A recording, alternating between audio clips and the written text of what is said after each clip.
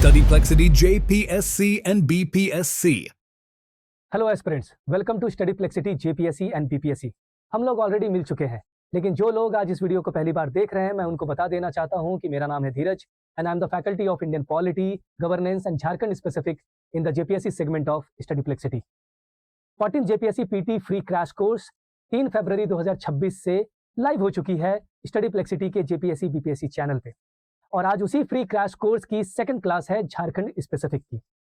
अगर हम last class की बात करें, उसको थोड़ा सा रिकैप करें, तो हमने लास्ट क्लास में डिस्कस किया था कुछ क्वेश्चंस को। कौन से थे वो क्वेश्चन? वो क्वेश्चन थे पेपर 2 यानी झारखंड स्पेसिफिक के सेक्शन ए के वो सभी क्वेश्चंस जो 4 सालों में जेपीएससी ने पूछे हैं। क्लियर है? और वो क्वेश्चन हम इसलिए डिस्कस कर रहे थे क्योंकि सेक्शन ए को ही हम पढ़ रहे हैं। सेक्शन ए क्या कहता है? सेक्शन ए कहता है हिस्ट्री ऑफ झारखंड, यानी झारखंड के इतिहास के बारे में।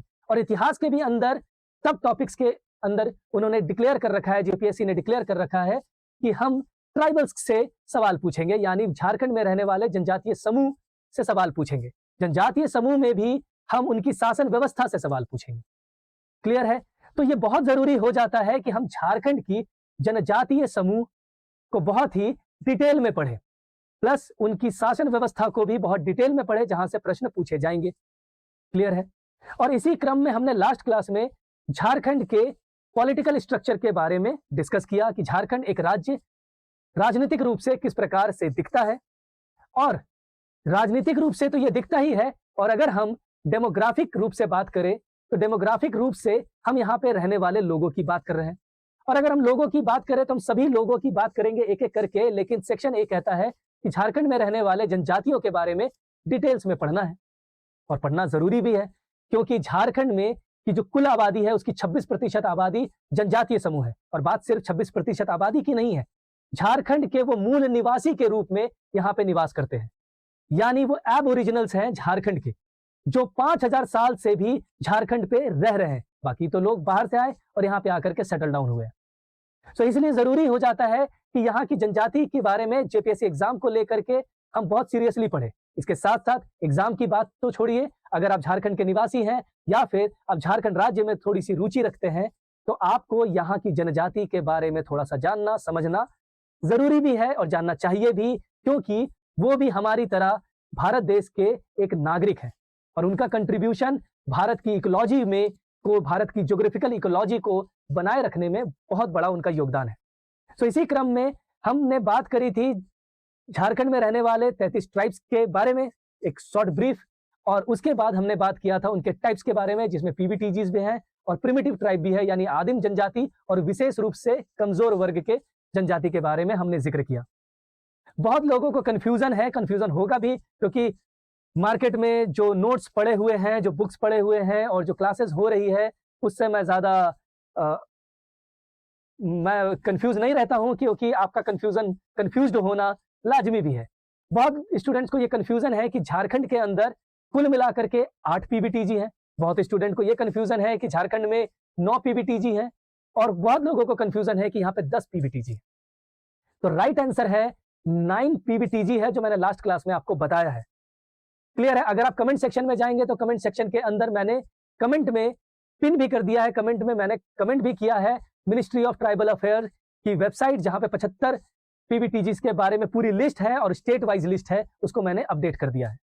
क्लियर है? सो आप किसी भी भ्रामक चीजों में, किसी भी ऐसे सोर्सेस पर रिलाई ना करें जो आधिकारिक नहीं है। और आधिकारिक की बात आ रही है तो बहुत सारे सोर्सेस झारखंड सरकार के भी लोग कोट करते हैं। तो झारखंड सरकार को कोट करना कि यहाँ पे नॉट पीबीटीजी है, सिर्फ ऐसे नहीं होगा कि आप कोट कर दीजिए। आपको आधिकारिक जो है, क्योंकि पीबीटीजी को डिक्लेयर करने का जो अधिकार है वो भारत सरकार का है, ना कि राज्य सरकार का है। क्लियर है? सो आप ध्यान रखिए, कुल मिलाकर के झारखंड में 9 पीबीटीजीज है। हम इन सब चीजों पे बात कर रहे थे। आज के क्लास में हम बात करेंगे झारखंड के एक इंपॉर्टेंट ट्राइब के बारे में, दैट इज मुंडा ट्राइब। तो शुरू करते हैं मुंडा जनजाति।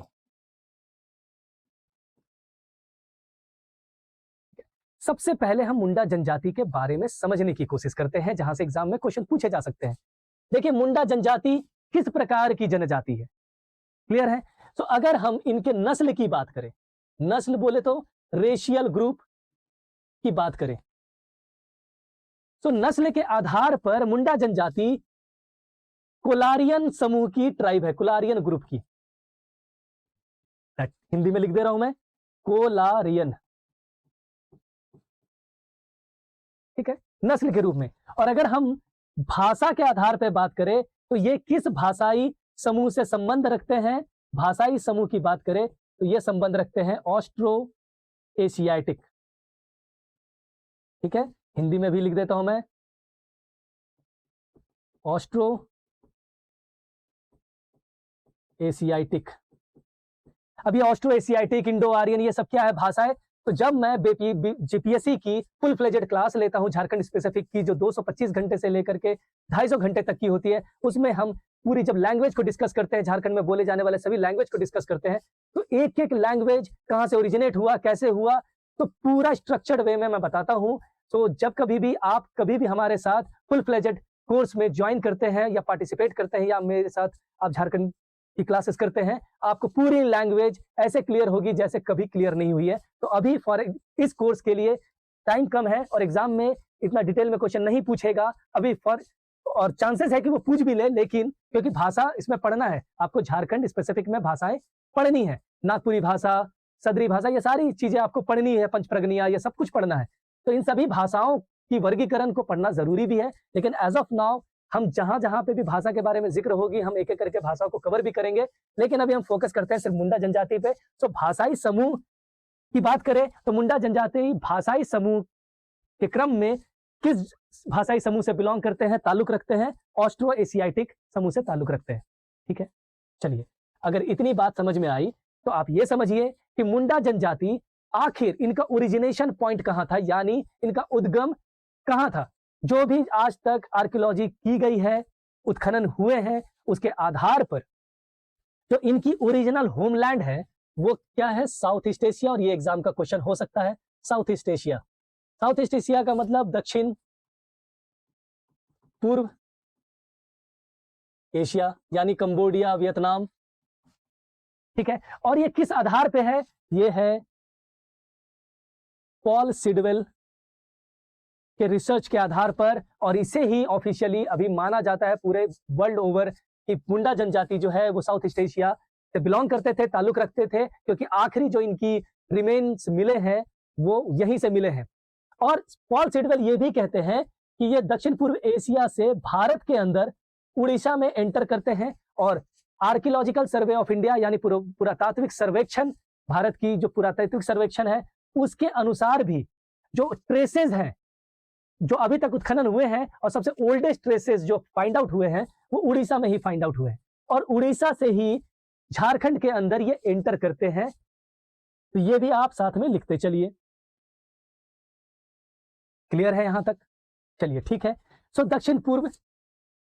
दक्षिण पूर्व एशिया से ये बिलोंग करते थे और यहां उड़ीसा के रास्ते होते हुए ये झारखंड में एंटर करते हैं। अब सवाल आता है कि ये झारखंड में कब प्रवेश किए हैं। सो जो डेट है दैट इज आज से 4000 से लेकर के 3500 वर्ष पूर्व। क्लियर है? अगर हम ईस्वी में बात करें तो 2000 से लेकर के 1500 बीसी। क्लियर है? मैं यहां पर सर्कल अप कर दे रहा हूं। 2000 से 1500 बीसी में ये झारखंड में एंटर करते हैं। बहुत से मार्केट में किताब है जिसमें लिख रखा है कि 500 ईस्वी में ये एंटर करते हैं। एब्सोल्युटली रॉन्ग, एकदम गलत। तो एकदम आपको रिलाई नहीं करना है उस सोर्सेस पे।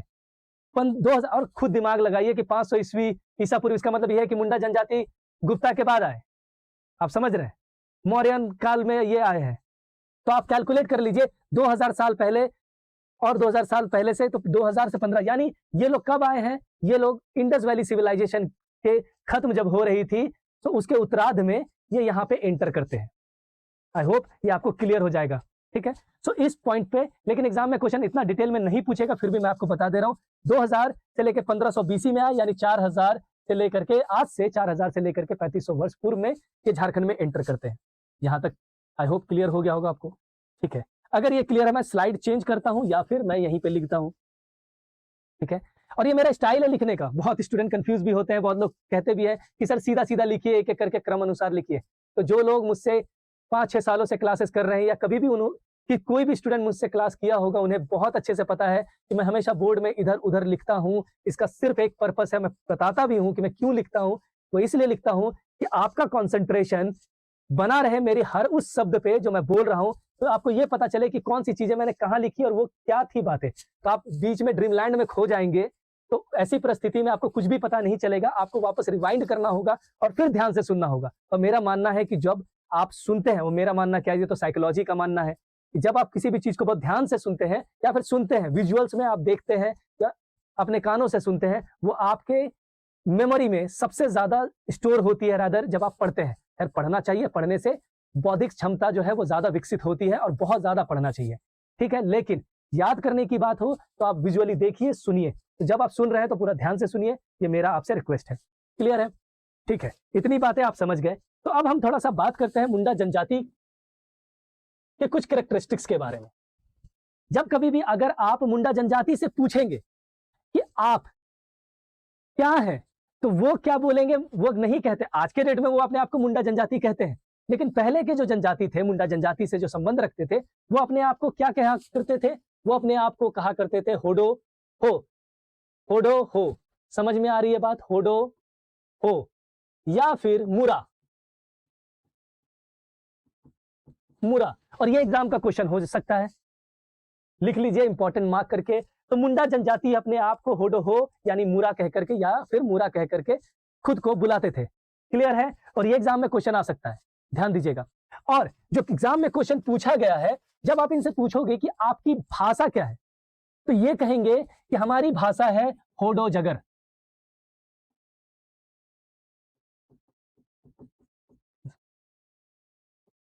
होडो जगर।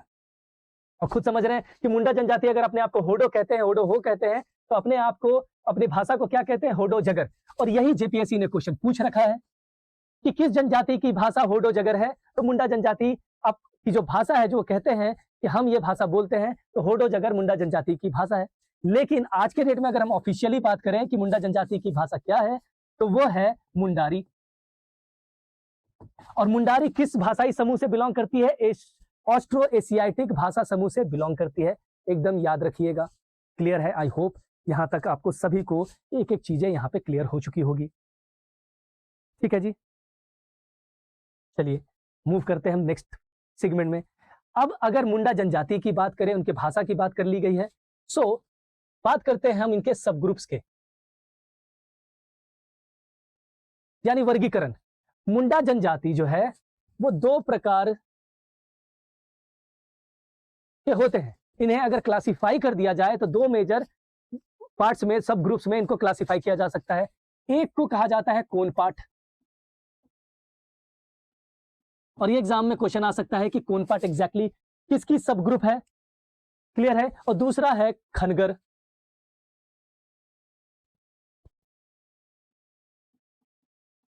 खनगर। क्लियर है? तो मुंडा जनजाति की दो सब ग्रुप्स हैं, और यही दोनों सब ग्रुप्स में आपस में क्या क्या होते हैं? 22 से लेकर के 24 किलीज। किलीज क्या है? गोत्र। किली क्या है? गोत्र। और गोत्र क्या होते हैं आपको पता होना चाहिए, एक्सोगेमस ग्रुप्स होते हैं। मतलब है कि अपने गोत्र में विवाह नहीं किया जा सकता। तो जितने भी मुंडा जनजाति के लोग होते हैं उन्हें 22 से 24 किलियों में, यानी, और ये एग्जाम में पूछा हुआ क्वेश्चन भी है, 22 से 24 किलियों में विभाजित किया गया है। ठीक है, गोत्र के रूप से। और सेम इधर भी सेम ही है, 22 से 24 किलियों में डिवाइड किया जाता है। अगर हम बात करें क्षेत्रीय स्तर पर, तो मुंडा जनजाति जो है वो अलग अलग टाइप के, अपने क्षेत्र के जहां पे वो निवास करते हैं उसके आधार पर अलग अलग टाइप के मुंडा जनजाति हैं। फॉर एग्जाम्पल, उड़ीसा में रहने वाले अपने आप को कहते हैं उड़िया मुंडा। रांची के आसपास रहने वाले लोग कहते हैं नागवंशी मुंडा। ठीक है, रांची के पास ही आपको पता है कि तमाड़ एक जगह है, और वहां पे रहने वाले लोग अपने आप को क्या कहते हैं? तमाड़ मुंडा या तमाड़िया मुंडा। तमाड़िया मुंडा। क्लियर है? ठीक है, तो अलग अलग जगह के आधार पर अलग अलग टाइप के मुंडा रहते हैं। फॉर एग्जाम्पल और भी बता देता हूं आपको, पटर मुंडा। और ये ज्यादा इंपॉर्टेंट है, ये दोनों आप याद रखिएगा, पटर मुंडा, तमाड़ मुंडा। क्लियर है? और ये जो तमाड़ मुंडा है, इसे ही 2022 में मुंडा जनजाति के समकक्ष एक जनजाति कहा गया, यानी मुंडा जनजाति का ही एक हिस्सा कहा गया और इसको रिकॉग्नाइज किया गया। यानी जब तमाड़ को अगर रिकॉग्नाइज कर लिया जाता है, इसका मतलब है कि एसटी का दर्जा यानी शेड्यूल ट्राइब का दर्जा इन्हें भी मिलेगा। तो ये अलग से नहीं है, इन्हें मुंडा के साथ एसोसिएट कर दिया गया है। इसको आप कह सकते हैं कि इनको इनके साथ कंबाइन कर दिया गया है। ठीक है, आई होप यहां तक क्लियर है। तो ये याद रखिएगा, very very important for this exam point of view, Tamadia Munda. Clear है? ठीक है, अगर आप यहां तक समझ चुके हैं मुंडा के सब ग्रुप के बारे में क्षेत्रीय स्तर पर या फिर इन टोटलिटी सब ग्रुप्स के बारे में बात कर चुके हैं, तो हम यहां से आगे बढ़ते हैं। अब हमने भाषा तो बात कर ली, इनकी मुंडारी इनकी भाषा है।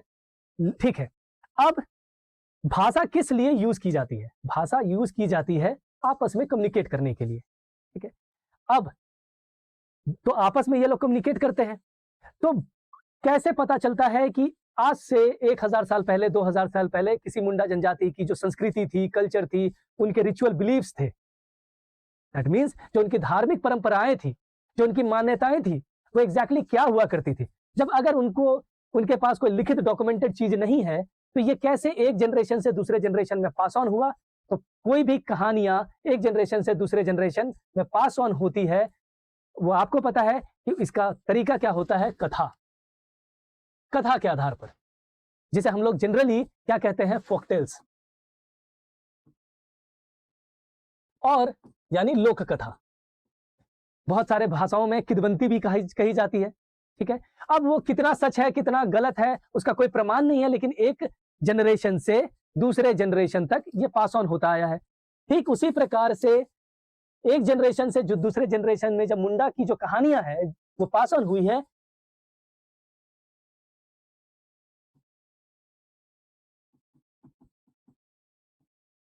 और कैसे पास ऑन हुई है? ऐसी कहानियों को, ऐसी लोक कथाओं में जो सबसे पॉपुलर लोक कथा है मुंडा जनजाति की, उसे क्या कहा जाता है? सोसोबोंगा। तो सोसोबोंगा क्या है? फोक टेल्स है। किस जनजाति की? मुंडा जनजाति की। और ये एग्जाम में पूछा हुआ प्रश्न है। क्लियर है? यहां तक तो क्लियर है। सोसोबोंगा, बहुत स्टूडेंट कंफ्यूज होते हैं क्योंकि बोंगा लिखा हुआ है तो उन्हें लगेगा कि भगवान का कोई रूप है, क्योंकि ट्राइबल्स में बोंगा किसे कहा जाता है? भगवान को कहा जाता है। तो लेकिन सोसोबोंगा कोई भगवान नहीं है। सोसोबोंगा मुंडा जनजाति की फोक टेल्स है, यानी लोक कथा है, जो बहुत पॉपुलर है, और यहीं से मुंडा जनजाति के कल्चर के बारे में, उनकी रिलीजियस प्रैक्टिसेस, इन सब चीजों के बारे में पता चलता है। ठीक है, क्लियर है? अब समय के साथ साथ सब लोग लिखना पढ़ना सीख गए, और लिखने के लिए सबसे जरूरी चीज जो होती है वो होती है स्क्रिप्ट, यानी लिपि। क्लियर है? तो जाहिर सी बात है कि मुंडा जनजाति भी लिखना पढ़ना सीखे होंगे किसी टाइम पे, ऑब्वियस सी बात है। लेकिन कैसे लिखेंगे? लिखने के लिए उनके पास स्क्रिप्ट होनी चाहिए, और बिना स्क्रिप्ट के वो अपनी भाषा को कैसे डॉक्यूमेंट करेंगे? यहां तक तो आपको समझ में आ रहा होगा। सो 1980 में इनकी स्क्रिप्ट को इन्वेंट किया गया। किसके द्वारा? रोहिदास सिंह नाग के द्वारा। मुंडा जनजाति की जो लिपि है उसे 1980 में इन्वेंट करने का काम किसने किया था? रोहिदास सिंह नाग ने। और इन्होंने जो मुंडा जनजाति की स्क्रिप्ट को इन्वेंट किया उसका नाम है मुंडारी बानी। मुंडारी बानी, very very important for your exam point of view. कल के डेट में क्वेश्चन आ सकता है कि मुंडारी बानी क्या है, आप लिख के आ जाइएगा लोक कथा। लोक कथा नहीं है, मुंडारी बानी मुंडा जनजाति की लिपि है, यानी स्क्रिप्ट है, जिसे इन्वेंट किया था रोहिदास सिंह नाग ने। और कब? 1980 में। क्लियर है? यहां तक आई होप आपको सब कुछ एक एक करके क्लियर हो चुका होगा। ठीक है, अगर यहां तक सब कुछ क्लियर है तो हम थोड़ा सा आगे बढ़ते हैं। ठीक है, अब हम बात करते हैं झारखंड में रहने वाले मुंडाओं की। तो सबसे पहले हम यह समझते हैं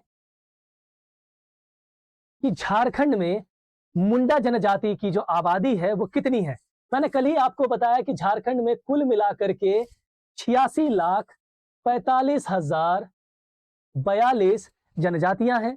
कुल मिलाकर के जो ट्राइबल्स की पॉपुलेशन है वो कितनी है? 86,45,042 है। क्लियर है? और इसी की अगर हम बात, ये टोटल पॉपुलेशन है, तो मुंडा जनजाति की अगर हम बात करें झारखंड में, झारखंड में मुंडा जनजाति की जो आबादी है वो कितनी है, दैट इज 12,29,221। याद रखिएगा 12,29,221। ये जो है नंबर, ये मुंडा जनजाति के नंबर है।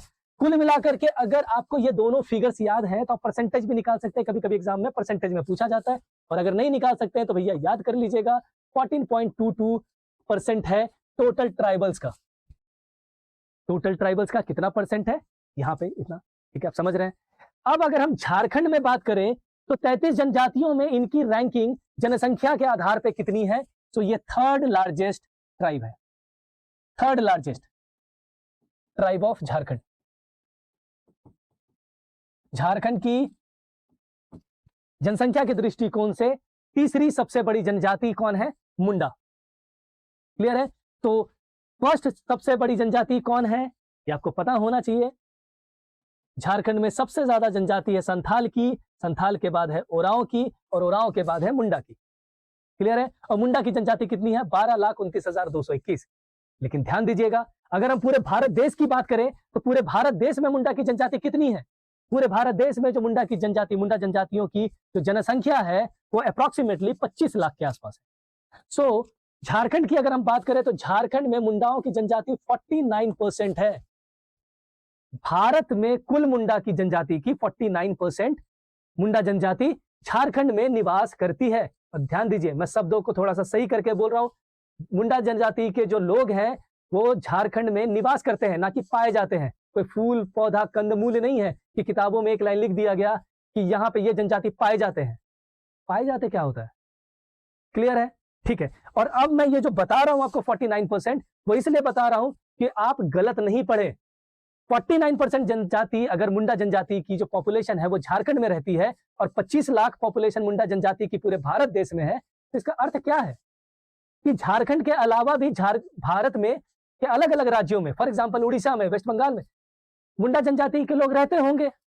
और अगर ये रहते हैं, आप बोलेंगे बिल्कुल रहते हैं भाई, हमें पता है। तो अगर ये रहते हैं तो मार्केट में कुछ किताबें हैं जिसमें ये लिखा हुआ है कि ये जनजाति यानी मुंडा जनजाति सिर्फ झारखंड में ही निवास करते हैं। खुद दिमाग लगाइए। क्लियर है यहां तक, आई होप आपको सब कुछ क्लियर होगा, ठीक है। अब एग्जाम के पॉइंट ऑफ व्यू से अगर आपने ये इतना दूर तक पढ़ लिया है तो अब हम बात करते हैं कि झारखंड में किस डिस्ट्रिक्ट में एक रैंकिंग वाइज कि सबसे ज्यादा जनसंख्या मुंडा की किस जिले में है।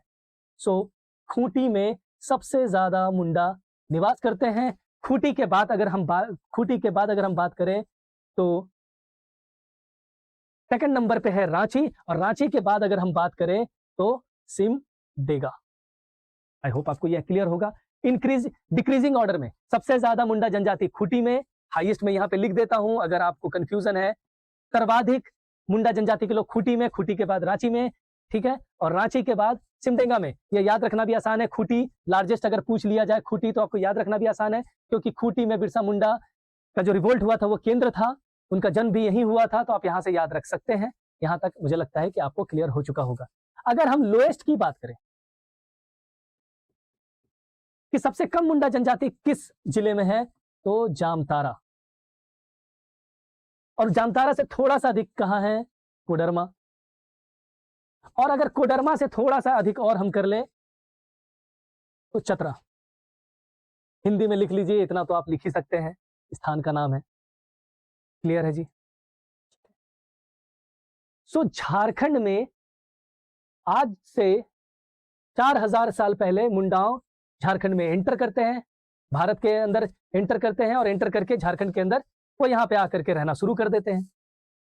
क्लियर है। okay.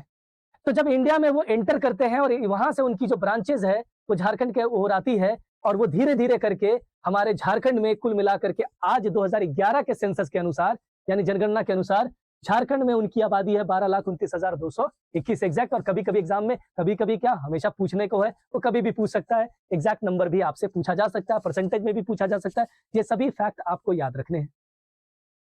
क्लियर है। चलिए आगे बढ़ते हैं।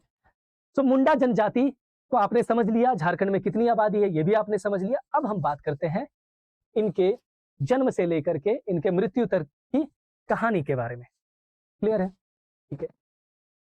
तो पता है भैया जीवन क्या है? जीवन जन्म से लेकर के मृत्यु तक का एक सफर है, ठीक है। माँ के पेट से मरघट तक है तेरी कहानी, पग पग प्यारे दंगल दंगल। क्लियर है? सो मुंडा जनजाति के जन्म के बाद ये बड़े होते हैं, क्लियर है, और बड़े होने के क्रम में ये एक युवा अवस्था में पहुंचते हैं, यूथ। तो जब ये यूथ एज में होते हैं, आज के डेट में हम स्कूल्स देखते हैं, विद्यालय देखते हैं अलग अलग जगहों पे, तो जनजातीय समूह अपनी शिक्षा कहीं से ग्रहण करते हैं। लेकिन पुराने जमाने में शिक्षा का कोई व्यवस्था नहीं था। तो मुंडा जनजाति के अंदर सामाजिकरण यानी सोशलाइजेशन का एक सिस्टम हुआ करता था, जिसे कहा जाता है गितियोरा।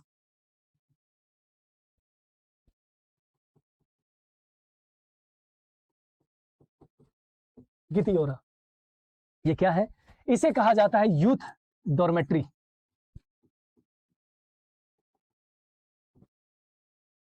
यानी युवा गृह।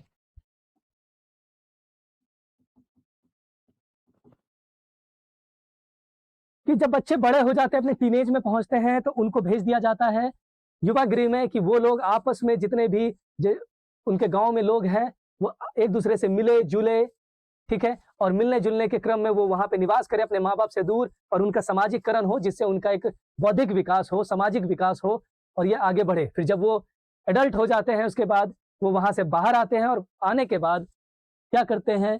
शादी, क्योंकि उनकी उम्र हो चुकी है भैया शादी करने की। क्लियर है? तो ये एग्जाम में पूछा हुआ क्वेश्चन है बाय द वे, शादी। सो मुंडा जनजाति में जो सबसे एक्सेप्टेड विवाह है, नेगोशिएशन के थ्रू होती है, आपस में एक दूसरे से बातचीत करके होती है, उस मैरिज को क्या कहा जाता है? अरंडी।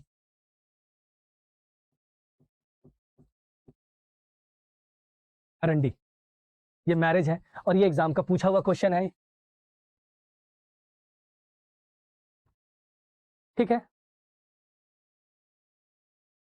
कोई दिक्कत नहीं है। अब मान लेते हैं कि एक बार शादी हो गई, ठीक है, अनफॉर्चुनेटली खुदा ना खास्ता किसी भी पार्टी की जो पार्टनर है उनका देहांत हो जाता है, निधन हो जाता है, तो यहां पे रीमैरिज का भी कॉन्सेप्ट है। रीमैरिज का भी कॉन्सेप्ट है, और रीमैरिज के कॉन्सेप्ट को क्या कहा जाता है? संगाई या सगाई। तो कंफ्यूज नहीं होना है, सगाई।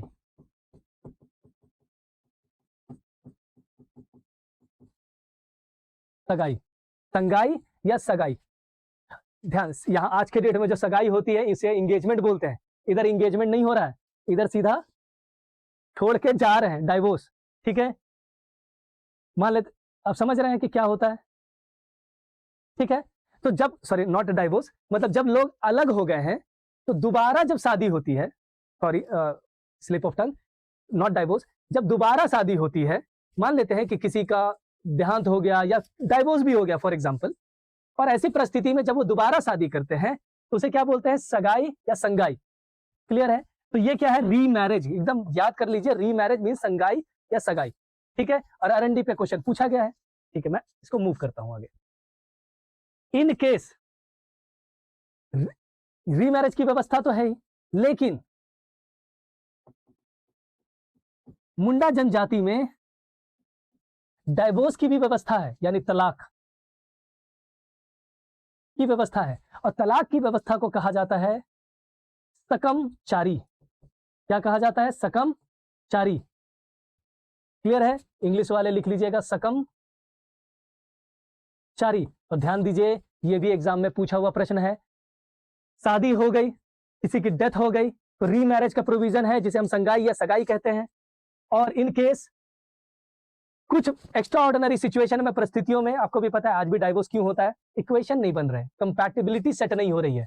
तो इतने हेवी हेवी वर्ड्स उस जमाने में नहीं हुआ करते थे, लेकिन डाइवोर्स होता था जब जो पार्टनर है वो बौरा जाए।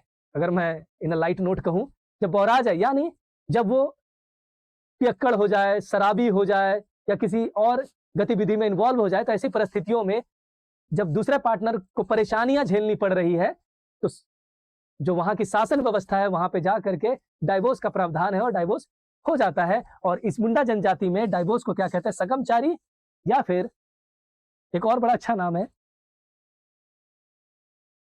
छुट्टन छुट्टी। और सरकारी दस्तावेज में कहीं कहीं आपको लिखा मिलेगा छुट्टन छुट्टी, या फिर दोनों साथ में है, दोनों साथ में है, ये अलग अलग नहीं है। छुट्टन छुट्टी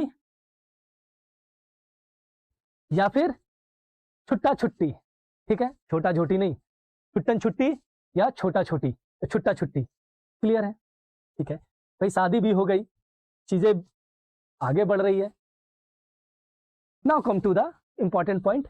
एक समय आएगा भैया जब जीवन में बीच में वो अपने ऑक्यूपेशन में लगेंगे। मुंडा जनजाति की जो मेन ऑक्यूपेशन है आज वो क्या है? कृषि और राइस उगाना। इनकी एक जो स्टेपल फूड है वो है राइस, और ये क्या करते हैं? राइस मीन्स चावल को उगाते हैं और उसका कंजम्पशन करते हैं, और एग्रीकल्चर पे ज्यादातर बेस्ड है। पहले हंटिंग गैदरिंग हुआ करते थे, लेकिन आज के डेट में एग्रीकल्चर इनका मुख्य पेशा है।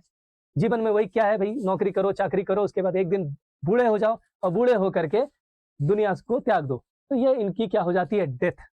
ठीक है, अब जब इनका डेथ होता है तो इनको दफना दिया जाता है। समझ में आ रही है बात? इनको दफनाने का काम किया जाता है, और जब दफनाया जाता है तो कहाँ दफनाया जाता है? तो जिसे यानी कब्रिस्तान में कहूं, अगर कब्रिस्तान में कहूं यानी बरियल ग्राउंड। सो मुंडा जनजाति की जो बरियल ग्राउंड है उसे कहा जाता है शासन।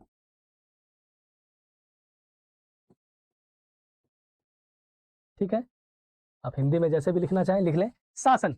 सो शासन एग्जाम में क्वेश्चन आता है कि शासन एग्जैक्टली क्या है? तो शासन बरियल ग्राउंड है किसकी? मुंडा जनजाति। क्लियर है? ठीक है, ओके। अब जब इनको दफना दिया जाता है तो उसके बाद उनके जो शव हैं उसके ऊपर पत्थर खड़ा करे जाते हैं। ठीक है, जिसे हम मेगालिथ कल्चर के नाम से भी जानते हैं, यानी महापाषाण कल्चर के नाम से भी जानते हैं। क्लियर है? और इसी शासन यानी बरियल ग्राउंड को एक दूसरे नाम से भी जाना जाता है, जिसे कहा जाता है चोकाहाटू। चोकाहाटू। चोकाहाटू का अर्थ क्या है? चोकाहाटू का अर्थ है कब्रिस्तान, शमशान। चोकाहाटू।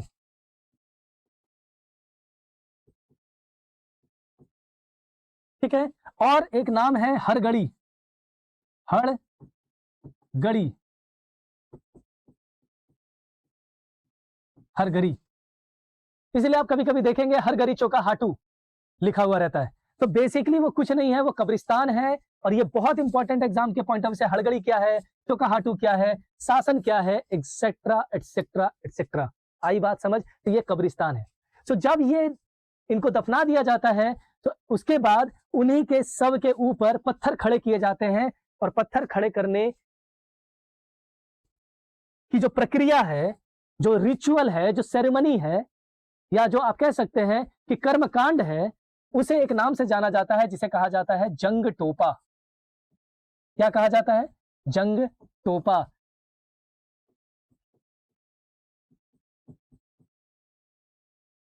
ठीक है भैया, मर भी गए, डेथ हो गई, और डेथ होने के बाद उन्हें दफना दिया गया। कहाँ दफनाया गया? शासन में, चोकाहाटू, हरगड़ी। और उसके बाद दफनाने के बाद उसके ऊपर पत्थर खड़े कर दिए गए हैं। मैंने इसके बारे में PYQ जब डिस्कशन किया, वहां पे पिक्चर भी आपको दिखाया है कि किस प्रकार से होता है। सो एक टाइप ऐसा होता है कि अगर यहाँ पे सब है तो सब के ऊपर इस तरीके से चारों दिशाओं में पत्थर खड़े कर दिए जाते हैं, और एक स्लैब की तरह एक पत्थर को उन चारों पत्थरों के बीच में रख दिया जाता है इस तरीके से। क्लियर है? जब ऐसी चीजें करी जाती है तो इसे इंग्लिश में डोलमेन कहते हैं। डोलमेन कहते हैं, और डोलमेन कहते हैं। ठीक है, और अगर हम मुंडारी भाषा की बात करें तो इसे कहा जाता है शासन दिरी। आप हिंदी में लिख लीजिएगा शासन दिरी, मैं इंग्लिश में लिख देता हूं इधर, शासन दिरी। जब इस तरीके से खड़ा किया जाता है पत्थर तो उसे हम क्या बोलते हैं? शासन दिरी। और ये किस रिचुअल के तहत किया जाता है? जंग टोपा रिचुअल के तहत किया जाता है। यहां तक आपको क्लियर होगा। और मुंडा जनजाति के ही अंदर एक होती है कि जब कभी यहाँ पे अगर मान लेते डेथ बॉडी है तो उसी के ऊपर, जैसे चर्च में आज के डेट में इस तरह से खड़ा कर दिया जाता है एक स्लैब, उसी तरीके से पत्थर को खड़ा कर दिया जाता है, बड़े बड़े चट्टानों को खड़ा कर दिया जाता है। पत्थर में, पार्डन माय वर्ड, मैं पत्थर बोल रहा हूँ, चट्टान की बात है, मैं चट्टान इस तरीके से खड़े कर दिए जाते हैं। तो जब इस तरीके से खड़ा किया जाता है तो इंग्लिश में इसे कहा जाता है मेनहीर। क्या कहा जाता है? मेनहीर, MENHIR, मेनहीर। क्लियर है जी? और ट्राइबल लैंग्वेज में यानी मुंडारी लैंग्वेज में इसे क्या कहा जाता है? बीरी दिरी, बीरी दिरी, ठीक है, लिख लीजिएगा, बीरी दिरी। क्लियर है जी? ठीक है। और कुछ कुछ स्थानों में इसे थेन दिरी भी कहा जाता है, जब पत्थर को अरेंज करके रख दिया जाता है तो थेन दिरी। और एग्जाम में ये पूछा हुआ क्वेश्चन है, 2024 में ये पूछा गया है कि थेन दिरी और बिरी दिरी एग्जैक्टली किस जनजाति से संबंधित है? तो बिरी दिरी और थेन दिरी या शासन दिरी ये किससे संबंधित है? मुंडा जनजाति से संबंधित है। क्लियर है? और भी जनजातियां इसको प्रैक्टिस करती है, लेकिन मेनली अगर हम शासन दिरी, बिरी दिरी इन सब की बात करें तो ये कौन कलेक्टिवली करते हैं, मतलब इस तरीके से, तो दैट इज मुंडा जनजाति। आई होप यहां तक क्लियर होगा। ठीक है, चलिए अब बात करते हैं। तो जब ये एक टाइम पे मतलब इनकी जो, अगर हम खाने पीने की बात करें तो राइस के बारे में मैंने बात किया, एक एग्जाम के पॉइंट ऑफ व्यू से क्वेश्चन है, इनकी एक पेय पदार्थ होती है यानी मादक, तो दैट इज, उसे क्या कहा जाता है? इली, यानी वो राइस बियर है। क्या है? Rice beer. ठीक है, आज अंग्रेजी बियर होता है, तो मुंडा जनजाति की चावल की बनी हुई जो बियर होती है उसे क्या कहा जाता है पॉपुलरली? इली। और बहुत इंपॉर्टेंट है एग्जाम पॉइंट ऑफ व्यू से, इली। क्लियर है? अगर आप संथाल जनजाति में जाएंगे तो हड़िया कहा जाता है, यहाँ पे क्या कहा जाता है? इली। क्लियर है? जिसे राइस बियर बोलते हैं। इनका सेवन ये लोग बनाते भी खुद हैं और इनका सेवन भी करते हैं। ठीक है, तो ये है मुंडा जनजाति की एक जो भी ब्रीफ चीजें हैं उसके बारे में हम बात कर रहे हैं। ठीक है, अब थोड़ा सा बात करते हैं इनके पहनावे की। इनके पहनावे की बात करते हैं। अब देखिए कि जो मर्द जनजाति है, सॉरी मर्द जात है, मेल, मुंडा जनजाति में जो मेल है यानी पुरुष,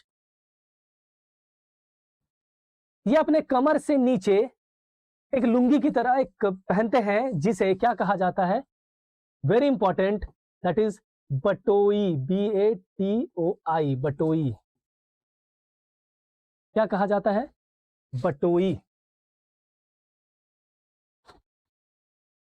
क्लियर है? क्या कहा जाता है? बटोई। और जो बूढ़े लोग होते हैं यानी बूढ़े मेल यानी ओल्ड मैन, वो क्या पहनते हैं? बगोवा, बगो बगोवा। क्लियर है? ठीक है, पुरुष लोग कमर से नीचे जो पहनते हैं लुंगी उसे बटोई कहा जाता है, और बूढ़े लोग जो पहनते हैं उसे क्या कहा जाता है? बगोआ। ठीक है, अब बात करते हैं कि जो यहाँ के इसके पुरुष होते हैं वो अपने कमर से ऊपर, कुछ पुरुष कमर से ऊपर जनरली ये खुला रहना मैं प्रेफर करते हैं, लेकिन कुछ लोग जो हैं वो ऊपर भी पहनते हैं, उसे कहा जाता है बखरी। बखरी।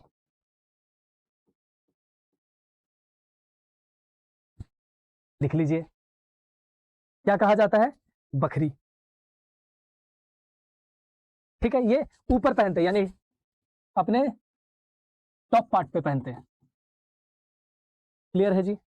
ठीक है, आगे बढ़ते हैं।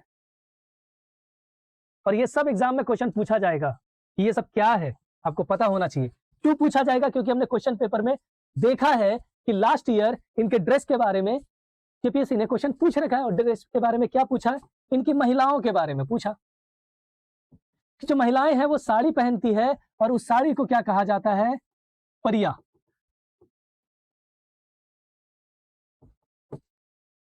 क्या कहा जाता है? परिया।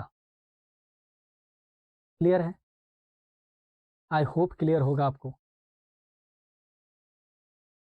ठीक है, यहां तक। अब अगर हम बात करें लड़कियों की, क्योंकि महिलाएं साड़ी पहनती है, बच्चे जो है वो कम, जो उनके कपड़े होते हैं वो कम होते हैं, और जो वहां के मुंडा जनजाति की जो महिलाएं हैं, जो लड़कियां हैं, बचपन में छोटी बच्चियां हैं, वो कौन सी कपड़ा पहनते हैं? उसके लिए भी एक नाम है, दैट इज खन रिया। खन रिया।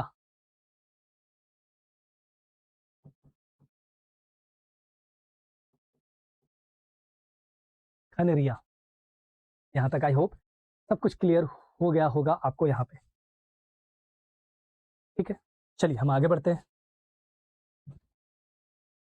अब हम बात करते हैं कि जब मुंडा जनजाति अपनी जीवन को आगे बढ़ाते हैं, तो कोई भी जनजाति, इवन आज हम लोग देखते हैं पॉलिटिकल स्ट्रक्चर में सब चीजें बहुत बदल सी गई है, लेकिन एक जमाने में जब एक समाज कहीं पे रहता है तो बहुत जरूरी हो जाता है कुछ नियम कानून व्यवस्थाएं सेटअप करना। सो मुंडा जनजाति की जो शासन व्यवस्था, इन जनरल मैं बात कर रहा हूँ शासन व्यवस्था पे कि एग्जैक्टली शासन व्यवस्था होता क्या है, यानी एडमिनिस्ट्रेटिव सिस्टम इंग्लिश में, और दोनों सेम बातें हैं, एडमिनिस्ट्रेटिव सिस्टम और गवर्नेंस सिस्टम सेम बातें हैं, तो कंफ्यूज नहीं होना है इंग्लिश वाले स्टूडेंट्स जितने भी हैं। सिस्टम शासन व्यवस्था या फिर प्रशासन व्यवस्था। सो मुंडा जनजाति की बात मैं नहीं कर रहा हूं, इन जनरल किसी भी ट्राइबल्स की अपनी एक शासन व्यवस्था हुआ करती थी। और ट्राइबल की क्या, जो भी लोग आपने इवन एंशिएंट हिस्ट्री पढ़ा है तो सबकी अपनी अपनी शासन व्यवस्था हुआ करती थी। तो मुंडा जनजाति हो या किसी प्रकार की जनजाति हो, सबकी अपनी शासन व्यवस्था होती थी। और शासन व्यवस्था जो होती है उसे कहा जाता है सेल्फ गवर्निंग सिस्टम, यानी ऐसी व्यवस्था जिसमें ये लोग स्वतः रूप से अपने आप को गवर्न करते हैं, कि ना कि बाहर आकर के लोग इन पे अपनी गवर्नेंस सिस्टम स्टैब्लिश करें। सो हर जनजाति की अपनी शासन व्यवस्था है, और शासन व्यवस्था कैसी है ये आपको एक सेंटेंस के फॉर्म में पूछा जा सकता है, that is self governing system. Clear है? सो शासन व्यवस्था किस प्रकार से मुंडा जनजाति की स्टैब्लिश करी गई है वो भी मैं आपको बताता हूं। समाज है तो समाज को गवर्न करना है, क्योंकि समाज अब बड़ा हो रहा है, तो हर एक गांव में सबसे नीचे लेवल पे, विलेज के लेवल पर, यानी ग्राम के लेवल पे, ठीक है, शासन व्यवस्था स्टैब्लिश करी जाती थी। और गांव को क्या कहा जाता है, हातू, और गांव के अंदर जो पंचायत है उसे क्या कहा जाता है, हातू पंचायत। क्लियर है जी, हातू पंचायत, और ये एग्जाम का पूछा हुआ क्वेश्चन है भाई, हातू पंचायत। सो मुंडा जनजाति की जो गांव है उसे हातू कहा जाता है, और गांव में जो पंचायत है उसे हातू पंचायत कहा जाता है। ठीक है, और इसी पंचायत, अब अगर पंचायत है, एक शासन व्यवस्था है, तो जाहिर सी बात है कि उसके एक मुखिया होंगे। तो उनके मुखिया को क्या कहा जाता है, मुंडा, समटाइम हातू मुंडा, सिंपल। ठीक है, ये गांव के लेवल पे है। अगर हम चले जाएं, मतलब 5-6 गांव, 10 गांव, 12 गांव मिल करके रीजनल लेवल पे, यानी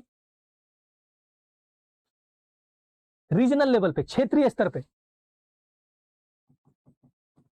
बात करें, रीजनल लेवल पे, तो इनकी अपनी पंचायत हुआ करती थी, जिसे कहा जाता है परहा और समटाइम पीढ़ पंचायत। अब देखिए, पढ़ा पंचायत जो है वो ओरांव जनजाति की गवर्नेंस सिस्टम है, यानी उनकी शासन व्यवस्था है।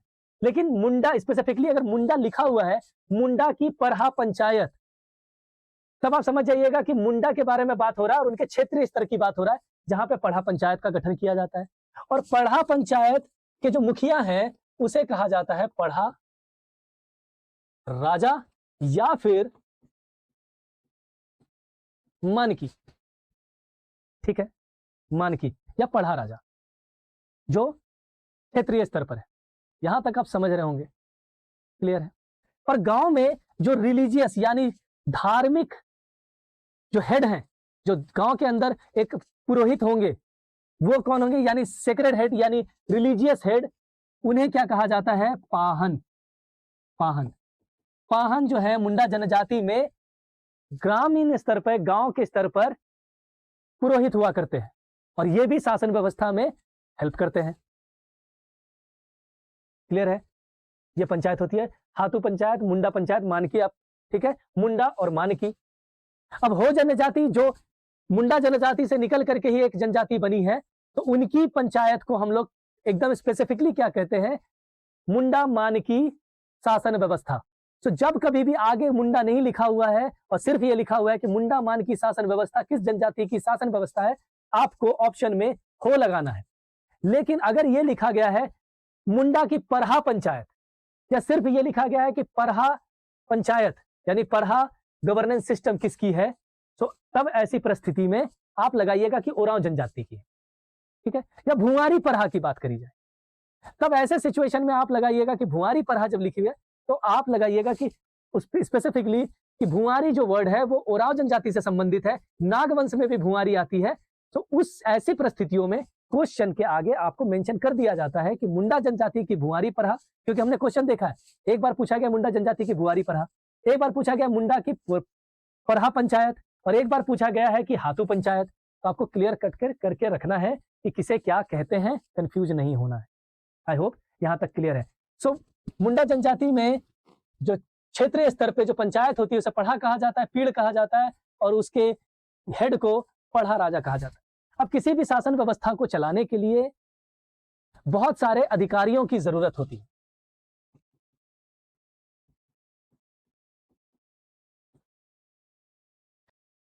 जैसे अगर हम ग्रामीण स्तर की बात करें, यानी ग्रामीण स्तर की बात करें, तो ग्रामीण स्तर पर कुछ अधिकारी थे, इसमें से एक अधिकारी है होते थे दैट इज कॉल्ड सचिव, सेक्रेटरी। अब एग्जाम में जब क्वेश्चन पूछा जाएगा तो इंग्लिश मीडियम के बच्चों के लिए भी पूछा जाएगा, तो इस तरीके से लिखा जाएगा सचिव। सो सचिव एक ऐसे अधिकारी होते थे ग्राम स्तर पर जिनका काम था रिकॉर्ड को रखना, यानी रिकॉर्ड कीपर। ठीक है, मैं यहाँ पे पेन चेंज कर दे रहा हूं, दूसरे कलर कर दे रहा हूं जिससे आपको क्लियरली दिखाई दे। व्हाइट कर लेता हूं, रिकॉर्ड कीपर। ठीक है, यानी लेखा अध्यक्ष बोल सकते हैं। ठीक है, लेखा अधिकारी, जो लेखा जितने भी चीजें हैं रखी हुई रिकॉर्ड्स, उसको रिकॉर्ड करने का काम करते थे, उसको संभाल के रखने का काम करते थे। ये काम किसका था? सचिव का। दूसरे जो अधिकारी होते थे गांव ग्रामीण स्तर पे, वो होते हैं डकुआ। और ये कौन है भैया? मैसेंजर। और देखिए मैं बार बार इंग्लिश में लिख रहा हूं तो हिंदी में भी बता रहा हूं आपको, मैं लिखूंगा नहीं, धीरे धीरे जैसे क्लासेस चलेगी आप समझ जाइएगा कि मैं एक भाषा में लिखूंगा और दूसरे भाषा में, यानी हिंदी में लिखूंगा तो इंग्लिश में बोलूंगा मैं, और इंग्लिश में लिखूंगा तो हिंदी में बोलूंगा। बार बार लिखने से टाइम वेस्ट होता है। मैसेंजर जो है संदेश वाहक है, क्योंकि ये बाइलिंगुअल क्लास है इसलिए मैं दोनों में बोल रहा हूं, लेकिन आगे चल करके आप इतना थोड़ा सा पेशेंस रखिए, थोड़ा कॉपरेट कीजिए और समझिए, क्योंकि समय कम है हमारे पास। तो डकुआ कौन होते थे? मैसेंजर, संदेशवाहक, जो राजा तक यानी प्रधान तक यानी हेड तक गांव में जो भी खबरें होती थी उसको पहुंचाने का काम करते थे, कोई भी संदेश को एक जगह से दूसरे जगह पहुंचाने का काम करते थे। इसके अलावा जो इंपॉर्टेंट एक अधिकारी होते थे ग्रामीण स्तर पर, उसे कहा जाता है खजांची। खजांची, ठीक है, इंग्लिश में समझ गए होंगे खजांची, नहीं तो मैं यहां लिख देता हूं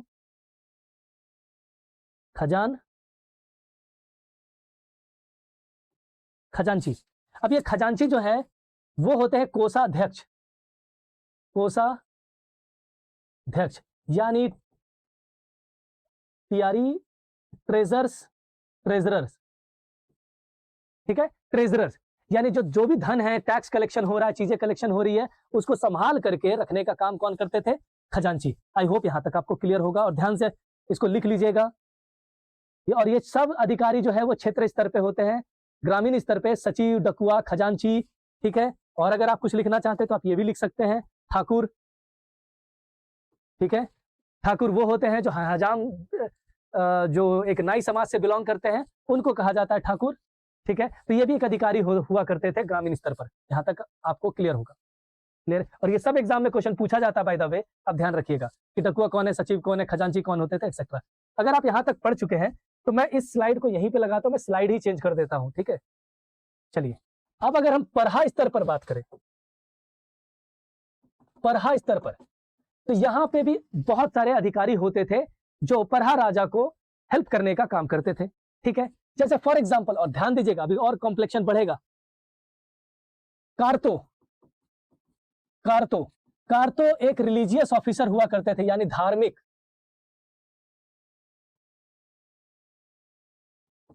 धार्मिक अधिकारी। देखिए मैं लिख दे रहा हूं भी, लेकिन लिखूंगा नहीं मैं। कारतो रिलीजियस ऑफिसर। कारतो के अलावा जो होते हैं वो होते हैं लाल, एक अधिकारी जो हेल्प करते हैं पढ़ा स्तर पर। और लाल का मतलब होता है एडवोकेट, वकील।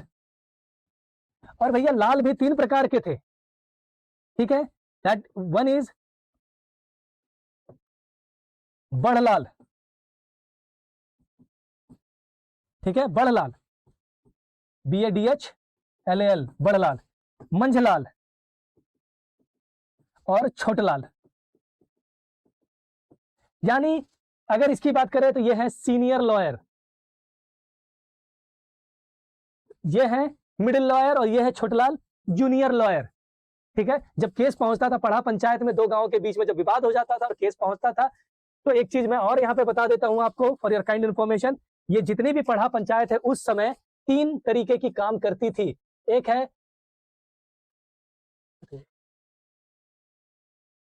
पॉलिटिकल एडमिनिस्ट्रेशन, राजनीतिक शासन व्यवस्था चलाती थी, इकोनॉमिक शासन व्यवस्था चलाने का काम करती थी, और तीसरा था जुडिशियल शासन व्यवस्था का काम करती थी। तो जुडिशियल के अंदर जब किसी भी व्यक्ति का कोई केस मुकदमा चलता था, ऐसे स्थिति में ये सब जो लाल हैं वो वकालत किया करते थे, छोटलाल, मंझलाल और बड़लाल। तो यहां से आपको याद रहेगा, ये चीज बहुत अब क्लियरली याद रहेगा कि लाल कौन है मुंडा शासन व्यवस्था के अंदर, तो वकील। क्लियर है यहां तक? इसके अलावा जो एक अधिकारी और हैं होते हैं इंपॉर्टेंट अधिकारी, उसे कहा जाता है पाठ मुंडा, और पाठ मुंडा होते हैं एडमिनिस्ट्रेटिव यानी प्रशासकीय अधिकारी, प्रशासकीय अधिकारी। और मुंडा, पाठ मुंडा, इसका मतलब जो पढ़ा राजा है उनसे नीचे का जो पोस्ट है, पढ़ा राजा से नीचे, डिप्यूटी नहीं, ध्यान दीजिए इनका अलग काम है, डिप्यूटी से नीचे जो एक पोस्ट है वो है पाठ मुंडा, जो बेसिकली कोऑर्डिनेशन का काम करते हैं, कोऑर्डिनेशन यानी सामंजस्य बनाने का काम करते हैं। क्या है, हम इस पे बात कर रहे हैं, इसको समझने के लिए आपको थोड़ा और चीजें समझनी है। अब देखिए, ये जो पर्टिकुलर क्वेश्चन है, ये जो पर्टिकुलर ऑफिसर है, इससे रिलेटेड जीपीएससी ने क्वेश्चन पूछ रखा है। क्वेश्चन पूछा था कि मुंडा शासन व्यवस्था के अंदर निम्न में से कौन से अधिकारी नहीं है, तो लाल दिया था ऑप्शन, कार्तो दिया था ऑप्शन, पाठ मुंडा दिया था, ये तीनों अधिकारी होते हैं, और एक चौथा ऑप्शन था कुवार करके, वो यहाँ मुंडा जनजाति में कोई ऑफिसर नहीं हुआ करते थे, तो वही था आंसर। क्लियर है? तो यहां से एग्जाम में क्वेश्चन पूछे जाते हैं, आपको याद रखना है। क्लियर है? मैं स्लाइड चेंज करता हूं इस पाठ मुंडा को समझाने के लिए। अब देखिए, पढ़ा पंचायत की अगर हम बात करें, पढ़ा, ठीक है, तो पढ़ा पंचायत, पढ़ा का मतलब क्या है, क्लस्टर यानी रीजनल लेवल। अब मान लेते हैं मुंडा जनजाति के अंदर बहुत सारे गांव है, आपको भी पता है 8 से 12 गांव मिल करके एक पढ़ा बनाने का काम करते हैं। ठीक है, और ये है यहां पे पढ़ा।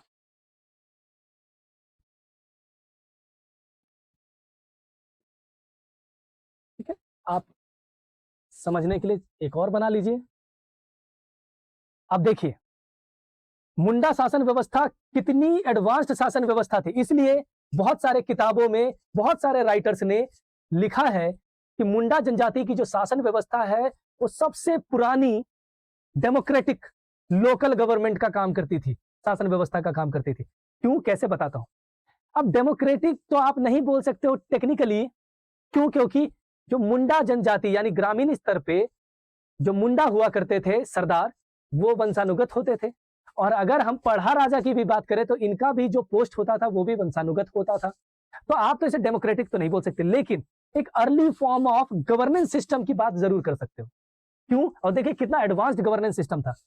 तो पढ़ा होता था क्लस्टर लेवल पे, जिसके अंदर 10 से 12 गांव होते थे। अब जब एक गांव दूसरे गांव से, एक गांव का व्यक्ति दूसरे गांव से कुछ विवाद हो जाए, झगड़ा हो जाए, गांव का दूसरे गांव से झगड़ा हो जाए, ऐसी स्थिति में इन सभी चीजों का निपटारा करने के लिए पढ़ा पंचायत बनाया गया। और पढ़ा पंचायत, इसका मतलब है कि बड़ा पंचायत, और पढ़ा पंचायत अगर इतने सारे गांव को आपस में सामंजस्य स्थापित करने की बात हो रही है, तो उसके लिए बहुत सारे अधिकारी की जरूरत पड़ेगी।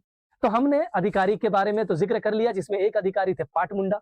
ठीक है, तो पाट मुंडा का जो काम है, पाट मुंडा का जो काम है वो ये था कि इन सभी गांवों के बीच में जो शासन व्यवस्था है, कोऑर्डिनेशन है, वो बना के रखना, पढ़ा और बाकी के गांव के बीच में, और पढ़ा और गांव के बीच में एक लिंक का काम करते थे इस तरीके से। और यही वो थे chief administrative officer, CAO, chief administrative officer, मुख्य प्रशासनिक अधिकारी, जो पढ़ा राजा के अंतर्गत कार्यरत थे, अधिकारी थे। समझ में आ रही है बात? और इनका काम था कोऑर्डिनेशन स्टैब्लिश करना, यानी सामंजस्य स्टैब्लिश करना इन सभी में। और ध्यान दीजिए, यहां पे खत्म नहीं हुआ, तो किसके किसके बीच में, क्या ये सभी गांवों के बीच में कोऑर्डिनेशन स्टैब्लिश करने का काम करते थे? तो आंसर है हाँ, लेकिन इससे ज्यादा जो इनका रोल था वो इस प्रकार था। तो पढ़ा जनजाति, पढ़ा जो समाज है, उसने सभी गांवों को में से कुछ गांवों को अलग अलग नामों से विभाजित कर दिया। क्यों किया? देखिए, डेमोक्रेसी या गवर्नेंस का मतलब शासन व्यवस्था, जब आप गवर्नेंस हमारे साथ पढ़िएगा, खैर इस बैच में तो नहीं पढ़िएगा, जब गवर्नेंस आप पढ़िएगा तो आपको समझ में आएगा कि सबसे बेस्ट गवर्नेंस सिस्टम जो होती है वो पार्टिसिपेटरी गवर्नेंस सिस्टम होती है, भागीदारी की गवर्नेंस सिस्टम। अगर सोचिएगा कि एक, और भारत तो बहुत बड़ा देश है, यहाँ तो सिर्फ एक 5 गांव की बात हो रही है, भारत तो फिर भी बहुत बड़ा देश है, और भारत में अगर भागीदारी की शासन व्यवस्था नहीं है, सारी चीजें सेंट्रलाइज कर ली जाएगी, पावर को कॉन्सेंट्रेट कर लिया जाएगा, एक जगह पे केंद्रीकरण कर लिया जाएगा, उससे भारत देश नहीं चल सकता ढंग से। तो मुंडा जनजाति की जो शासन व्यवस्था थी वो भागीदारी की शासन व्यवस्था थी, पार्टिसिपेटरी गवर्नेंस सिस्टम थी। कैसे, बताता हूं। तो मुंडा इस पढ़ा सिस्टम के अंदर जितने भी गांव होते थे उसमें से कुछ गांवों को एक पर्टिकुलर सेगमेंट में विभाजित कर दिया जाता था। जैसे ये गांव है तो इस गांव को डेजिग्नेट कर दिया जाता था दीवान विलेज, यानी दीवान गांव। और ध्यान दीजिए, एग्जाम में ये क्वेश्चन पूछा हुआ है, इसलिए पढ़ा रहा हूं, यूं ही टाइम पास नहीं कर रहा, ठीक है। दूसरी प्रकार की जो गांव होती थी, जैसे कि प्रजा गांव, इंग्लिश में लिख लीजिएगा प्रजा विलेज। एक गांव का दर्जा दे दिया जाता था राजा गांव, जो सबसे शक्तिशाली गांव होते थे, जिसमें पावर होती थी, जिसकी जो पंचायत होती थी वो बहुत स्ट्रांग होती थी, उस गांव को दर्जा दे दिया जाता था राजा गांव का। इसके अलावा शासन व्यवस्था को चलाने के लिए डिमार्केट कर दिया गया कोटवार गांव, राजा गांव, प्रजा गांव, कोटवार गांव, दीवान गांव, और मान लेते हैं कि इस गांव को नाम दे दिया गया पांडे गांव। अब काम क्या था कि इसका काम है दीवान गांव का, इसका मतलब है प्राइम मिनिस्टर, ठीक है, मुख्य गांव। और राजा गांव का मतलब है कि मेन गांव।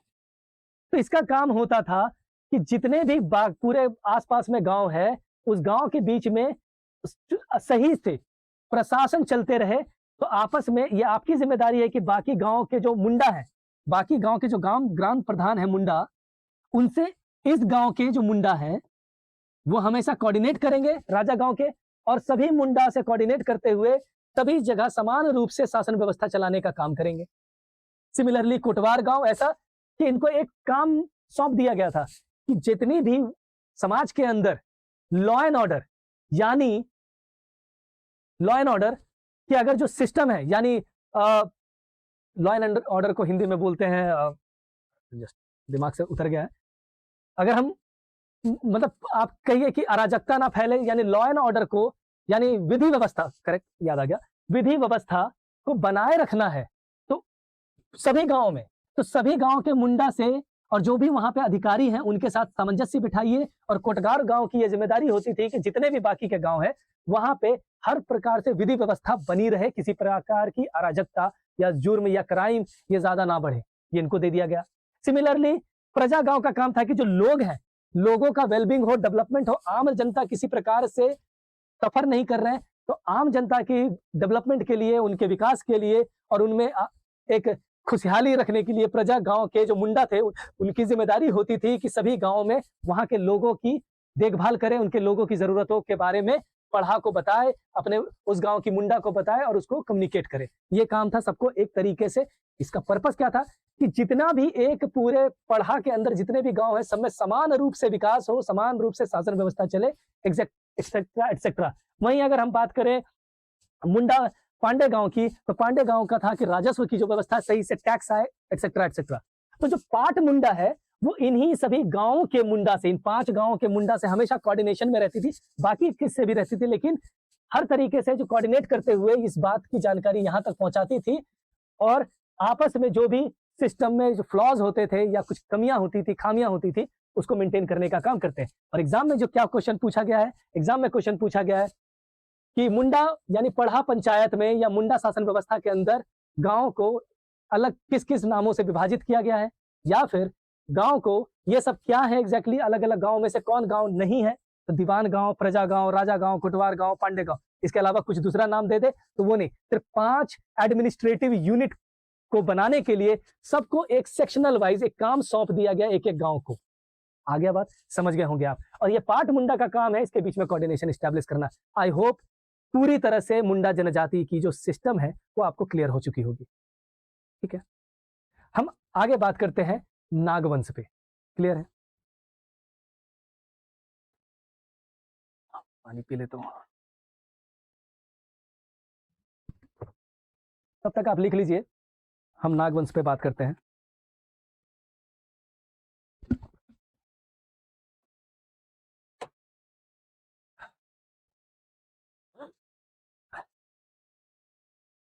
ठीक है जी, चलिए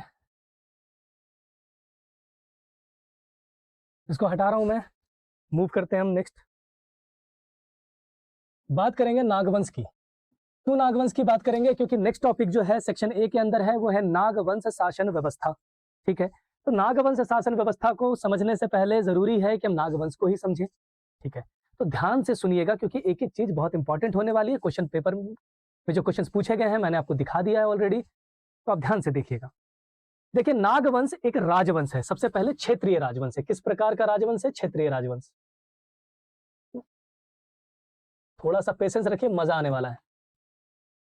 क्षेत्रीय राजवंश का मतलब क्या कि देखिए, भारत देश में बहुत बड़े बड़े एम्पायर हुए, रूलर हुए, किंगडम हुए, राजवंश हुए। ठीक है, लेकिन क्षेत्रीय राजवंश का मतलब यह है कि झारखंड में, बिहार में, उड़ीसा में, हर जगह पे छोटे छोटे क्षेत्रों के राजा हुआ करते थे, जो अपनी उनकी जो एम्पायर हुआ करती थी या किंगडम हुआ करती थी वो कुछ क्षेत्रों तक सीमित था, इसलिए उनको कहा जाता है क्षेत्रीय राजवंश।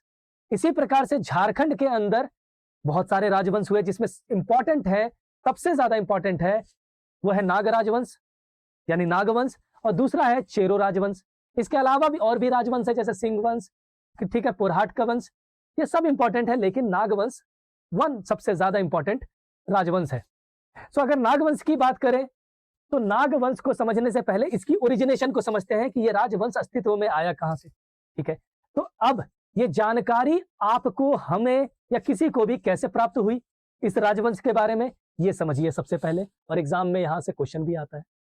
सोर्सेस, तो देखिए बहुत सोर्स है, लेकिन आपको हंसी भी आएगी इस बात पर कि जो सोर्सेज हैं और सोर्सेज के आधार पे जो मार्केट में लोग पढ़ा रहे हैं या फिर जो किताबें लिखी गई है वो कितनी उसमें एरर्स हैं, ये आपको अभी समझ में आएगा 5 मिनट में।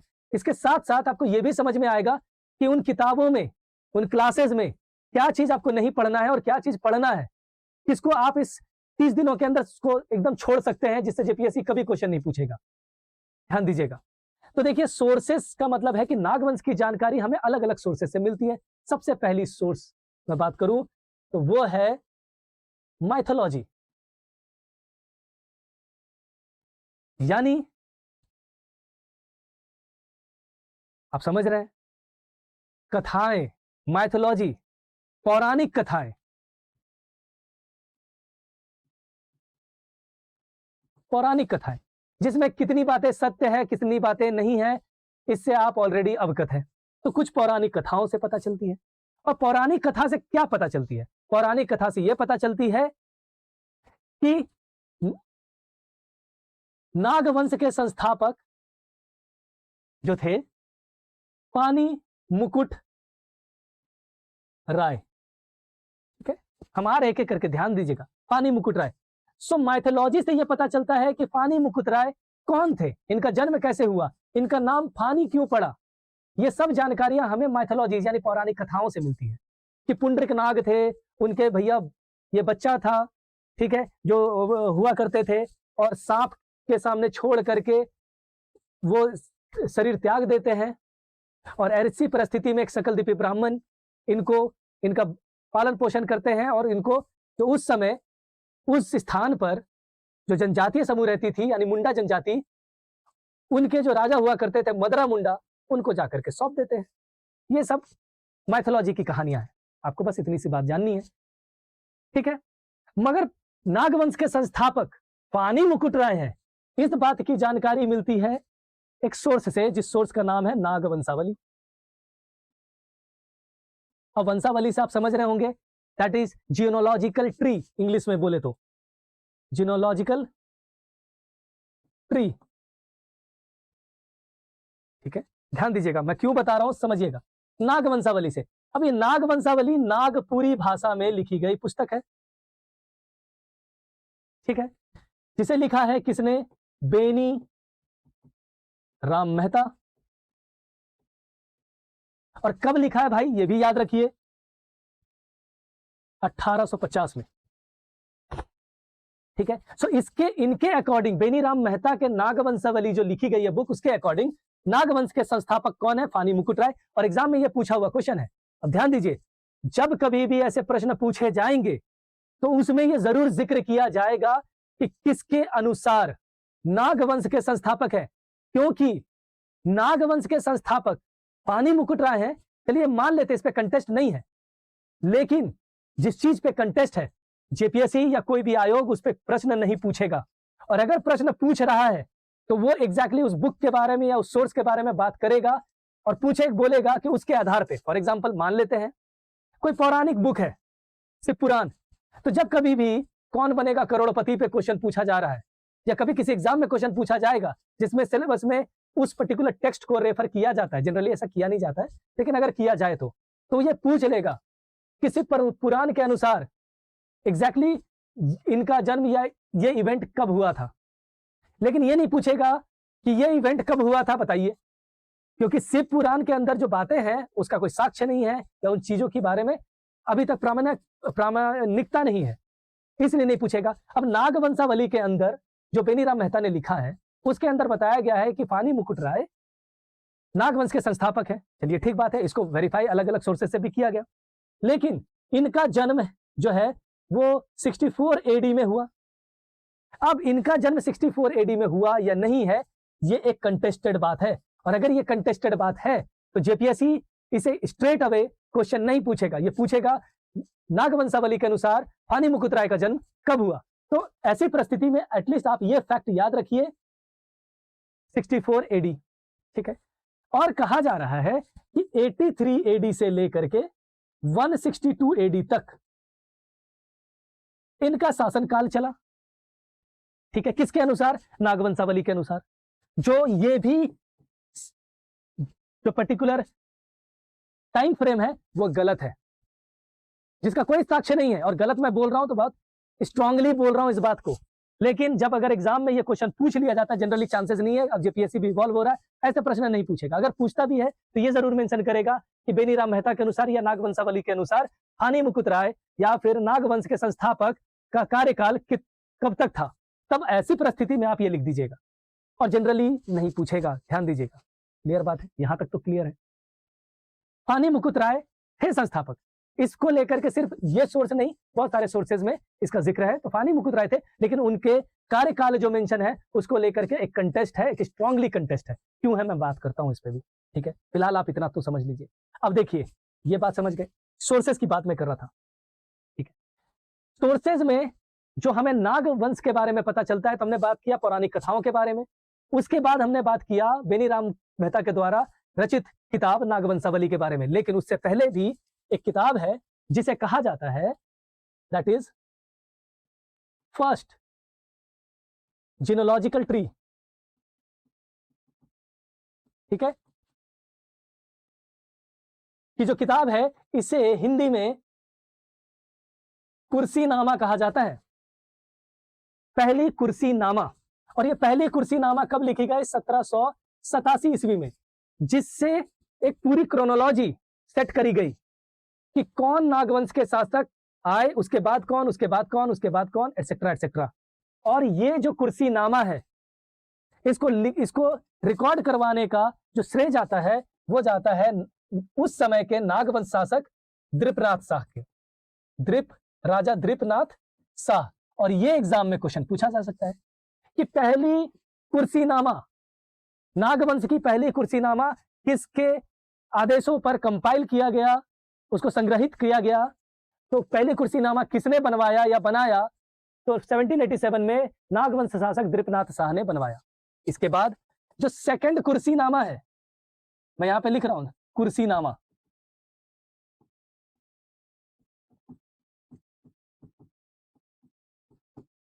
सेकंड कुर्सीनामा यानी द्वितीय कुर्सीनामा,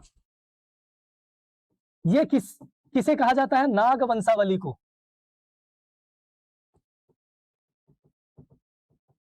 नाग वंशावली को, जो बेनीराम मेहता के द्वारा रचित है। और तीसरी जो है, थर्ड, कुर्सीनामा, उसको लिखने का काम किया है, ध्यान दीजिएगा, राखल दास हल्दर। हल्दर इंग्लिश में लिख लीजिएगा आप खुद से, राखल दास हल्दर, जो कौन थे भैया? मैनेजर थे,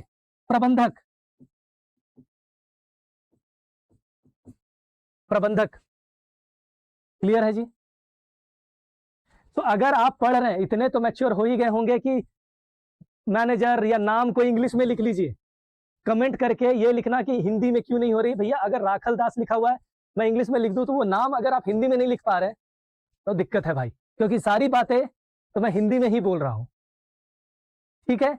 if I say in English, then it is going to be a problem for the aspirants, so they can't able to understand, and then they will say that okay, please teach in Hindi, then I'll agree on that. Okay, I'm teaching in English and there are lots of students are out there who has basically that problem, they can't able to understand the English, so I can understand. But जब मैं हिंदी में बोल रहा हूं, हिंदी में पढ़ा रहा हूं, हिंदी में लिख रहा हूं, उसके बाद भी ये कहना कि हिंदी में पढ़ाना है, I think you need to grow up in English. आपको और थोड़ा तैयार होने की जरूरत है। क्लियर है? If you want to crack this examination, right? चलिए, खैर, तो राखल दास हल्दर जो प्रबंधक थे, किसके प्रबंधक थे? नागवंश के प्रबंधक थे। क्लियर है? और इसका डेट मैंने आपको बता दिया है, 1850 में लिखा गया था, नागवंशावली, और इसको अप्रोक्सीमेटली 1903 के आसपास या 1905, डेट एग्जैक्टली नहीं दिया हुआ है, 1900 में इसको थोड़ा सा टाइम लगा था कंपाइल करने में, 1900 से लेकर के 1905 के आसपास इसको कंपाइलेशन किया गया, राखलदास हल्दर, बस नाम याद रखिएगा। तो नागवंशावली जो है, कुर्सीनामा, 3 कुर्सीनामा, पहली कुर्सीनामा ये, कभी एग्जाम में क्वेश्चन आ सकता है कि दूसरी कुर्सीनामा को क्या कहा जाता है, तो नागवंशावली दूसरी कुर्सीनामा को कहा जाता है, और तीसरी कुर्सीनामा राखलदास हल्दर जो प्रबंधक थे नागवंश के उस समय, उनके द्वारा कुर्सीनामा तैयार किया गया। अब कुर्सीनामा का मतलब क्या है? जीनोलॉजिकल ट्री, यानी वंशानुगत, जो वंश की जो ट्री बनती है, पूरी पेड़ बनती है, ब्रांचेस, उसके बारे में है कि कौन किसके पहले आया, कब आया, एटसेट्रा एटसेट्रा। बहुत सारे रिसर्चर्स ने इसको रिसर्च किया, और ऑथेंटिक रिसर्चर्स, और ठीक है, और इसके बाद बहुत सारे और भी नागवंश के बारे में इंफॉर्मेशन आपको मिलती है मुगल के क्रॉनिकल से, जैसे फॉर एग्जांपल अकबरनामा से, जहांगीरनामा से, तारीख-ए-शाही से, ठीक है, इन सब जगहों से आपको नागवंश के बारे में जानकारी मिलती है। इसके अलावा जब अंग्रेज यहां शासन कर रहे थे, तो गजेटियर से, भारत सरकार के पास जो डेटा है 1950 के बाद, उनसे नागवंशों के बारे में हमें पता चलता है। ठीक बात है? तो अब जब रिसर्चर्स ने इन कुर्सीनामा को वेरीफाई करने का कोशिश किया, तो मधुकरण शाह से पहले, यानी 1580 के आसपास, आप समझ रहे हैं मैं क्या बोल रहा हूं, 1580 के आसपास से पहले के जो राजा थे, उनकी एग्जैक्ट डेट या उन्होंने कब शासन किया, या कब वो जन्म लिए, कब उनकी मृत्यु हुई, इसका कोई ट्रेस नहीं लगाया जा सक रहा। और अगर इसका ट्रेस लगाने की कोशिश की गई, तो यह पता चलता है कि पूरा नागवंश 1100 ईस्वी या 1200 ईस्वी से पहले एग्जिस्ट ही नहीं कर सकता है। क्लियर है? और ये डॉक्यूमेंटेड है। क्यों? क्योंकि अगर हम 1100 ईस्वी से 64 ईस्वी तक लेके चले जाए, तो इसका अर्थ यह है कि एक एक राजा 150 साल तक जिया था। क्यों? वो भी बताता हूं। क्योंकि अभी तक कुल मिलाकर के 64, जो आधिकारिक सोर्स है, कहीं 62 लिखा हुआ दिख जाएगा आपको, बट 64 नागवंश शासक हुए हैं। अगर फानी मुकुट राय को पहला माना जाए, और चिंतामणि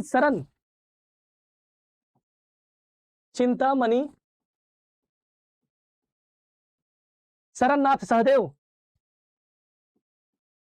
जिनकी मृत्यु 2014 में हुई, और ये आखिरी नागवंश शासक थे, चिंतामणि शरण सहदेव। ठीक है? तो इनसे इन तक अगर हम बात करें तो कुल मिलाकर के 64 नागवंश शासक हुए। और अगर हम टाइमलाइन देखें, हम 2020 की बात कर रहे हैं, 2000 की बात कर रहे हैं, 2000 से अगर हम पहुंच जाए तो 2000 सालों में 64, ओनली 64। तो बहुत सारे रिसर्चर्स ने इसको आइडेंटिफाई किया। इसका मतलब मधुकरण शाह के बाद पूरा डेट एग्जैक्टली पिन पॉइंटेड तरीके से सब मेंशन है। लेकिन उनसे पहले अगर हम बाकी के जो पहले के राजा है उसको हम माने, राजा हैं बिल्कुल है, लेकिन उनका टाइमलाइन सही नहीं है जो भी किताबों में लिखा जा रहा है। तो किताबों में किदवंतियों से लिख करके या कुछ भी लिख करके किसी का डेट लिख देना, मुझे लगता है it's a very impractical things. और कोई भी इतना इजीली उसको नहीं लिखेगा, कोई भी ऑथेंटिक बुक। क्लियर है? क्योंकि कुर्सीनामा ही कंटेस्टेड है और उनका डेट ही हाँ, राजा है, राजा के आर्कियोलॉजिकल सर्वे के अनुसार बहुत सारे ऐसे साक्ष्य मिले हैं कि ये सब राजा हुआ करते थे। तो राजा के नाम को लेकर के कंटेस्टेड नहीं है, ठीक है। उनकी क्रोनोलॉजी, दो चीजें कंटेस्टेड है कि कौन किसके पहले था। जैसे फॉर एग्जांपल बहुत किताबों में कुर्सीनामा के अनुसार है कि बेरी साल जो है वो दुर्जन साल से पहले थे, कहीं लिखा हुआ है कि बाद में थे। तो एग्जैक्टली वो थे कि नहीं। अकबरनामा के अनुसार भैया वो बेरी साल ही थे, दुर्जन साल थे ही नहीं। बहुत सारे कंटेस्टेड एविडेंसेस है। तो बेरी साल थे कि नहीं थे, इसको लेकर के कंटेस्ट है। समझ रहे होंगे बात। मैं भावना जब मैं पूरे एक्सटेंसिव क्लासेस लेता हूं तो मैं आपको एक्सप्लेन भी कर देता हूं इसको कैलकुलेट करके कि this is not possible. But ठीक है, अभी हमारे पास समय कम है, बस आप इतनी बात को समझिए। इसलिए हाँ, जो पॉइंट इतनी बातें मैंने बोली है जिस बात को बताने के लिए, वो ये है कि किसी भी सूरत में जेपीएससी किसी का भी जन्म से मृत्यु का काल नहीं पूछेगा मधुकरण शाह से पहले का। पहली चीज तो ये। किसी की क्रोनोलॉजी नहीं पूछेगा कि कौन किसके बाद आया, तो क्रोनोलॉजी याद करने की आवश्यकता नहीं है। एक लाइन ऐसे लिखा हुआ और आप एकदम एक के बाद एक के बाद एक के बाद याद कर रहे हैं। अगर आपको याद भी करना है, आप मधुकरण शाह के बाद से याद करना शुरू कीजिए, क्योंकि क्वेश्चन वहीं से पूछा जाएगा। हाँ, उससे रिलेटेड, उन राजाओं से रिलेटेड कुछ फैक्ट्स हैं जो डॉक्यूमेंटेड है, जिनके साक्ष्य हैं, वो पूछा जाएगा। लेकिन क्रोनोलॉजी और टाइम, ये दो चीज नहीं पूछा जाएगा, क्योंकि दोनों रॉन्ग है, गलत है। जो भी आप पढ़ रहे हो, ध्यान दीजिएगा, मैं फिर से बोल रहा हूं, जो भी आप पढ़ रहे हो या पढ़ करके अभी तक आए हो। क्लियर है जी? कोई दिक्कत? तो ये कुर्सीनामा है। यहां तक तो मुझे लगता है कि आपको सब कुछ क्लियर हो गया। तो इन सभी स्रोतों से हमें नागवंश के बारे में पता चलता है। खैर, जो भी है, फानी मुकुट राय नागवंश के पहले शासक थे, ये आपको मानना होगा, मान लीजिए। और इससे पहले जो शासन व्यवस्था लोग उनकी जगह पे शासन कर रहे थे, वो थे मुंडा जनजाति। तो मुंडा जनजाति के बाद रांची के एरिया में, छोटा नागपुर की जो रांची का एरिया है, उस एरिया में नागवंशों का शासन हो जाता है। फानी मुकुट राय राजा बनते हैं और राजा बनने के साथ साथ वो राजधानी, नागवंश की पहली राजधानी किसे बनाते हैं? सुतांबे। ठीक है, यहां तक आप समझ गए होंगे। अब हम इसके बाद हम धीरे धीरे करके बात करेंगे सिर्फ उन राजाओं की जिससे रिलेटेड एग्जाम में क्वेश्चंस आने हैं। और यहां से क्वेश्चन आएगा, अगर आया तो ठीक है। अगर शासन व्यवस्था के अलावा कुछ पूछा नागवंश से रिलेटेड तो यहां से पूछेगा। आप इतनी बात समझ लीजिए, ठीक है। हम बात करते हैं गजघट राय के बारे में। गजघट राय, ठीक है जी। फानी मुकुट राय, गजघट राय। अब ये दोनों सीरियल में नहीं है, मैं सीरियली बता भी नहीं रहा हूं। गजघट राय एक इंपॉर्टेंट रूलर हुआ करते थे नागवंश के, और इनका कंट्रीब्यूशन ये है कि गुमला में हापा मुनि मंदिर है, टेंपल।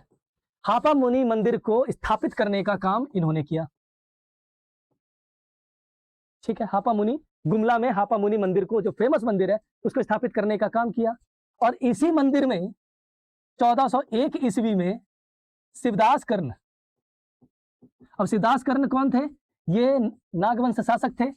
तो शिवदास कर्ण ने विष्णु भगवान की प्रतिमा को स्टैब्लिश करने का, इस मंदिर में विष्णु भगवान की प्रतिमा को इंस्टॉल्ड करने का काम किया, वहां पे स्थापित करने का काम किया। याद कर लीजिएगा, ठीक है, ओके। अब आते हैं, हम थोड़ा सा आगे बढ़ते हैं, स्लाइड चेंज करते हैं। इसके बाद हम बात करेंगे भीमकर्ण की। अब देखिए, इससे पहले जो हमने राजा के बारे में बात किया, उनका नाम था गजघट राय। अब इनका नाम है भीमकर्ण। तो सवाल आता है, क्या सरनेम चेंज हो गया? यस, सरनेम चेंज हो गया। भीमकर्ण वो पहले नागवंश शासक हुए जिन्होंने अपने सरनेम को यानी उपनाम को हिंदी में राय से बदलकर कर्ण कर लिया। और ऐसा इन्होंने क्यों किया वो भी बता रहा हूं। देखिए, राजस्थान के अंदर राजपूत शासक हुआ करते थे और उन्हीं की बहुत सारी ब्रांचेस इधर उधर चली गई, जिसमें से एक थी कलचुरी राजवंश। और कलचुरी राजवंश के जो लोग हुआ करते थे उनको कहा जाता था रक्सेल वंश, से भी कहा जाता था कलचुरी राजवंश शासक के, यानी रक्सेल वंश। और रक्सेल जो है वो छत्तीसगढ़ के रास्ते सुरगुजा से झारखंड में एंटर किया करते थे। और जब झारखंड में एंटर किया करते थे तो इनका सामना बहुत बार किनसे हुआ? नागवंशों से हुआ। हमेशा लड़ाइयां होती थी। तो जब भीमकर्ण उस समय शासन कर रहे थे तो नागवंशों के यानी रक्सेल वंश के साथ एक बैटल हुई, लड़ाई हुई। और लड़ाई के बाद भीमकर्ण ने कलचुरी शासक को हरा दिया। और कौन थे उस समय कलचुरी शासक जिनको हराया? उनका नाम था लक्ष्मी कर्ण। मगर ये बहुत बहादुरी से लड़े, बहुत बहादुर थे। और लक्ष्मी कर्ण सरेंडर नहीं करते हैं और ये हारते हैं, इनको कैद कर लिया जाता है। लेकिन इनकी बहादुरी से प्रभावित होकर के भीमकर्ण ने अपना जो सरनेम है उसको चेंज कर लिया। क्लियर है? प्रभावित थे। वहां से भीमकर्ण का जो नाम है वो अपने जो इनके फादर थे उन्होंने अपने बेटे का या उसके आगे की जनरेशन को लेकर के कर्ण नाम रख दिया, लक्ष्मी कर्ण से प्रभावित होकर। तो एग्जाम में क्वेश्चन पूछता है कि भीमकर्ण ने किस शासक के नाम में पहली बार राय से कर्ण हुआ? तो भीमकर्ण के नाम से इन्होंने अपने राय के नाम से कर्ण किया। और क्यों? क्योंकि ऐसा माना जाता है कि कलचुरी शासक के साथ जो रक्सेल वंश से फाइट हुई उसमें लक्ष्मी कर्ण को हराया गया, लेकिन हराने के बाद उनसे इतने प्रभावित थे कि उनका सरनाम नेम को अडॉप्ट कर लिया गया। इसके साथ साथ वासुदेव राय, इसी बैटल में वासुदेव राय यानी जो कृष्ण भगवान की प्रतिमा थी, इसको भी कैप्चर कर लिया यानी हथिया लिया। किसने? भीमकर्ण ने। तो याद रखिए कि किस नागवंश शासक ने रक्सेल वंश से वासुदेव राय की प्रतिमा को हथिया लिया या कैप्चर कर लिया युद्ध के बाद, ये याद रखना है। और किससे प्रभावित होकर के राय से कर्ण में बदल लिया गया? तो आपका आंसर हो जाएगा लक्ष्मी कर्ण। यहां तक तो क्लियर है? ठीक है। इसके बाद हम बात करते हैं छत्रकर्ण की। छत्रकर्ण, इनके शासनकाल के दौरान रक्सेलों और नागवंशों के बीच में एक युद्ध हुआ।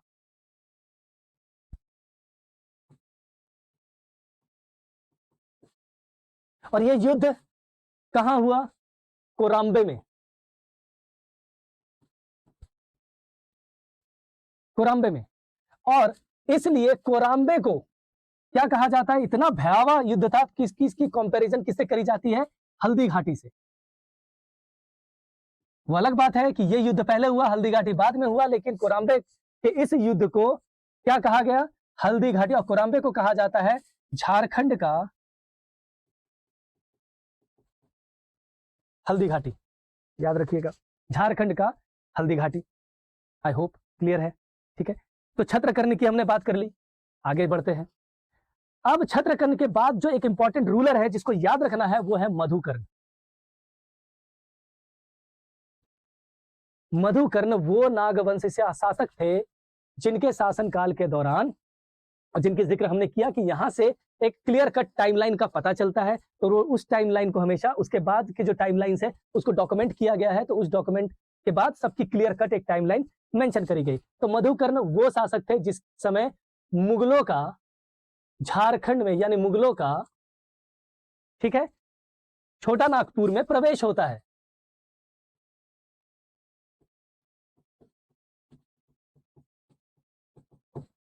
प्रवेश होता है। क्लियर है? और वो कौन सा समय था? 1585। याद रखिएगा 1585। ठीक है। इसके बाद तो ये एक इंपॉर्टेंट इनके टाइम पे एक इवेंट था। अब इससे रिलेटेड एक क्वेश्चन आता है कि जब मुगल एंटर किए थे तो उस समय कौन रूलर हुआ करते थे? ठीक है, जिनके शासनकाल में ये एंटर हुए। क्लियर है जी। सो इस समय जब थे मुगल कालक, तो उस समय थे जहांगीर। जहांगीर, और जहांगीर ने 1585 में किसको भेजा था? जब जिस समय झारखंड में प्रवेश करते हैं मुगल सेना, तो शाहबाज खां कंबू, कहीं कहीं आपको कंबू भी लिखा मिलेगा, शाहबाज खां कंबू के नेतृत्व में मुगल सेना एंटर करती है झारखंड में। ठीक है, इसका अर्थ यह नहीं है कि झारखंड यानी बिहार में एंटर कर गई थी। देखिए, बिहार में मान सिंह 1700 अकबर के काल में 1572 ईस्वी में एकदम पलामू के गेट पर आ गई थी। 72, किसी किसी बुक में आपको 74 भी लिखा हुआ मिलेगा, एकदम आ चुकी थी।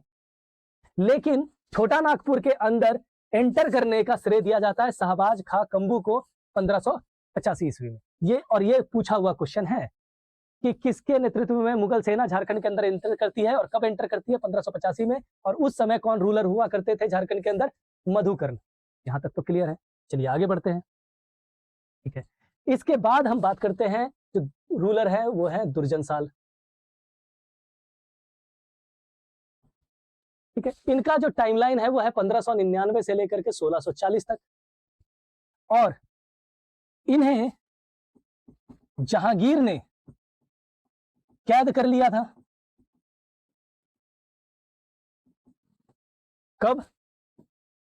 1624 में। और 1624 से लेकर के 1636 तक ये ग्वालियर, जो आज मध्य प्रदेश में है, ग्वालियर के किला में इन्हें कैद करके रख दिया गया था। कितना? तो याद रखिएगा, 12 वर्षों के लिए। और ये एग्जाम का पूछा हुआ क्वेश्चन है भाई। 12 वर्षों के लिए दुर्जनसाल को ग्वालियर के किला में कैद करने का काम किसने किया था? जहांगीर ने। जहांगीर के आदेश पे जो उस समय रूलर हुआ करते थे, उनका नाम था, जो सेनापति थे, इब्राहिम खां।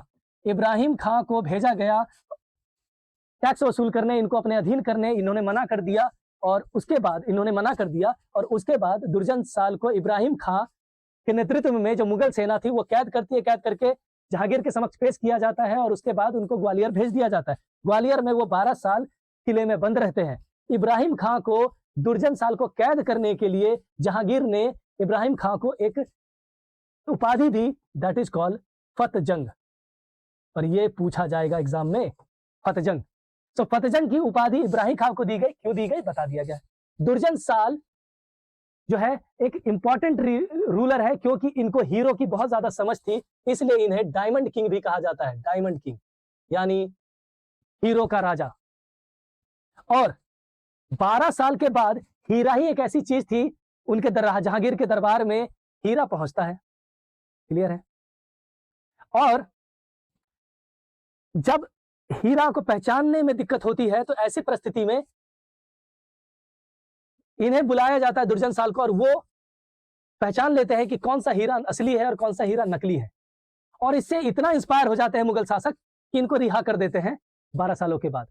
और इसको लेकर के इनको शाह की उपाधि दी जाती है, और डायमंड किंग यानी हीरो का राजा कह करके इनको संबोधित किया जाता है। तो अब क्वेश्चन ये आता है कि किस नागवंश शासक के बाद से उनके सरनेम में कर्ण से हटकर शाह जुड़ना शुरू हो गया? तो शाह क्यों? क्योंकि मुगल शासक ने इन दुर्जनसाल को शाह की उपाधि दी। आई होप यहां तक आपको सब कुछ क्लियर हो रहा हो। क्लियर है जी? कोई दिक्कत है तो बोलिए, पूछिए। ठीक है, आ रही है बात समझ? ठीक है। और उसके बाद ये कहां पहुंचते हैं? झारखंड आते हैं, और झारखंड आने के बाद ये दौसा में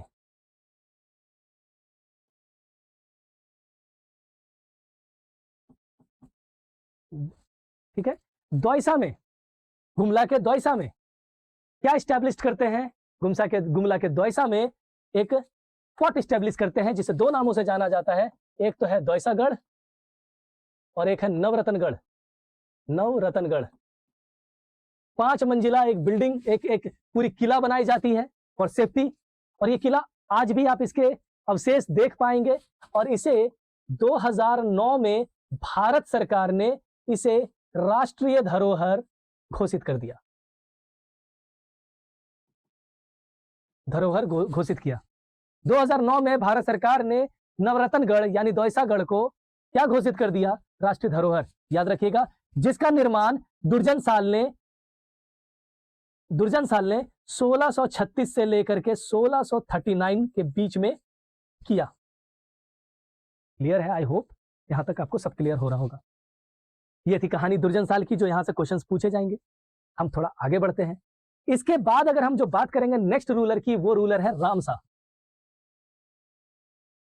अब देखिए, इनके नाम में शाह दिख रहा है, और इनका जो कार्यकाल है वो 1640 से लेकर के 1663 तक है। इनके शासनकाल में जो एक इंपॉर्टेंट चीज है, जो एग्जाम के पर्सपेक्टिव से बहुत इंपॉर्टेंट है, दैट इज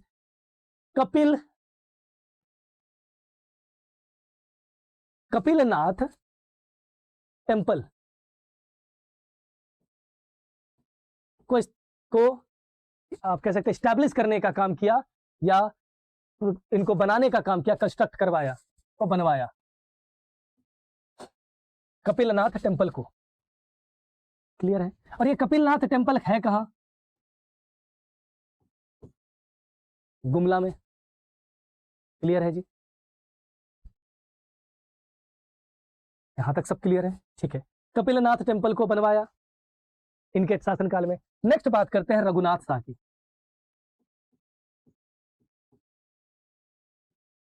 इनका जो शासनकाल है वो 1663 से लेकर के 1690 का है।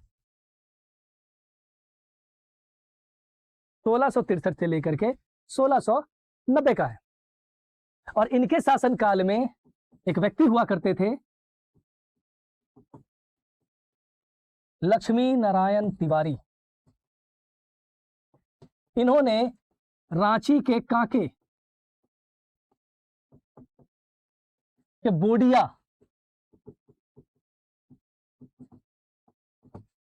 में एक मंदिर का निर्माण करवाया था 14,001 रुपए की लागत से।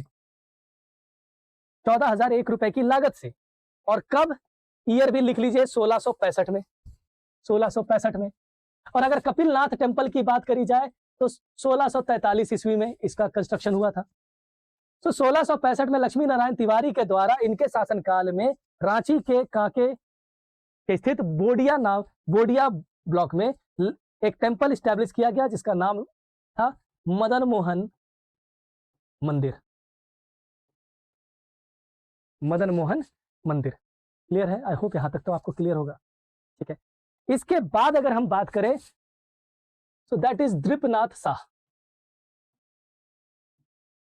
और इनके शासनकाल में क्या चीजें आपको इंपॉर्टेंट याद रखनी है, दैट इज 1767 ईस्वी में अंग्रेज सिंहभूम के रास्ते झारखंड में प्रवेश करते हैं। क्लियर है यहां तक? दृपनाथ शाह के टाइम, और ये एग्जाम में पूछा जाएगा क्वेश्चन। इसके बाद आते हैं एनीनाथ सहदेव। यहां से आप देख रहे हैं कि टाइटल चेंज हो गया, शाह भी है लेकिन सहदेव लगना शुरू हो गया। तो एनीनाथ सहदेव, अब देखिए, एनीनाथ सहदेव बहुत सारे किताबों में बहुत कुछ अजीबोगरीब लिखा, इनमें लिखा जाता नागवंश शासक। तो एनीनाथ शाह जो थे वो एक ब्रांच रूलर थे तो नागवंश के ही, लेकिन वो ब्रांच रूलर थे। अब ब्रांच रूलर क्या होता है, यानी शाखा शासक क्या होता है? याद कीजिए, आपको भी पता है कि शाहजहां के बेटे, जैसे आप दारा सिकोह को ले लीजिए, औरंगजेब के भाई। तो जब मुगल एक सिंहासन के लिए, मुगल के तख्त के लिए लड़ाई हो रही थी, तो दारा सिकोह उस समय कौन से प्रांत की जिम्मेदारी या वहां के शासक बने हुए थे? तो वो था इलाहाबाद, ग्वालियर, यानी गुजरात के आसपास। ठीक है, इलाहाबाद के तो थे ही। सिमिलरली अगर हम बात करें बाबर के बेटे यानी हुमायूं के भाई की, यानी कामरान मिर्जा की, तो वो कहां के रूलर बने हुए थे? आप समझ रहे हैं? तो ऐसी परिस्थिति में जब 2 भाई 4 भाई हैं, तो ऐसी परिस्थिति में कुछ छोटे से एरिया को, किसी एरिया को गवर्न किया जाता है, तो ऐसे शासक को क्या बोलते हैं? Branch ruler. तो एनीनाथ सहदेव नागवंश से संबंधित तो थे, लेकिन वो ब्रांच रूलर थे। कहां के? कहां के? बरकागढ़। बरकागढ़।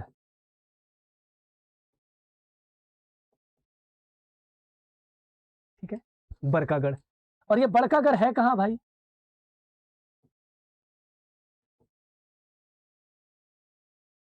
सॉरी,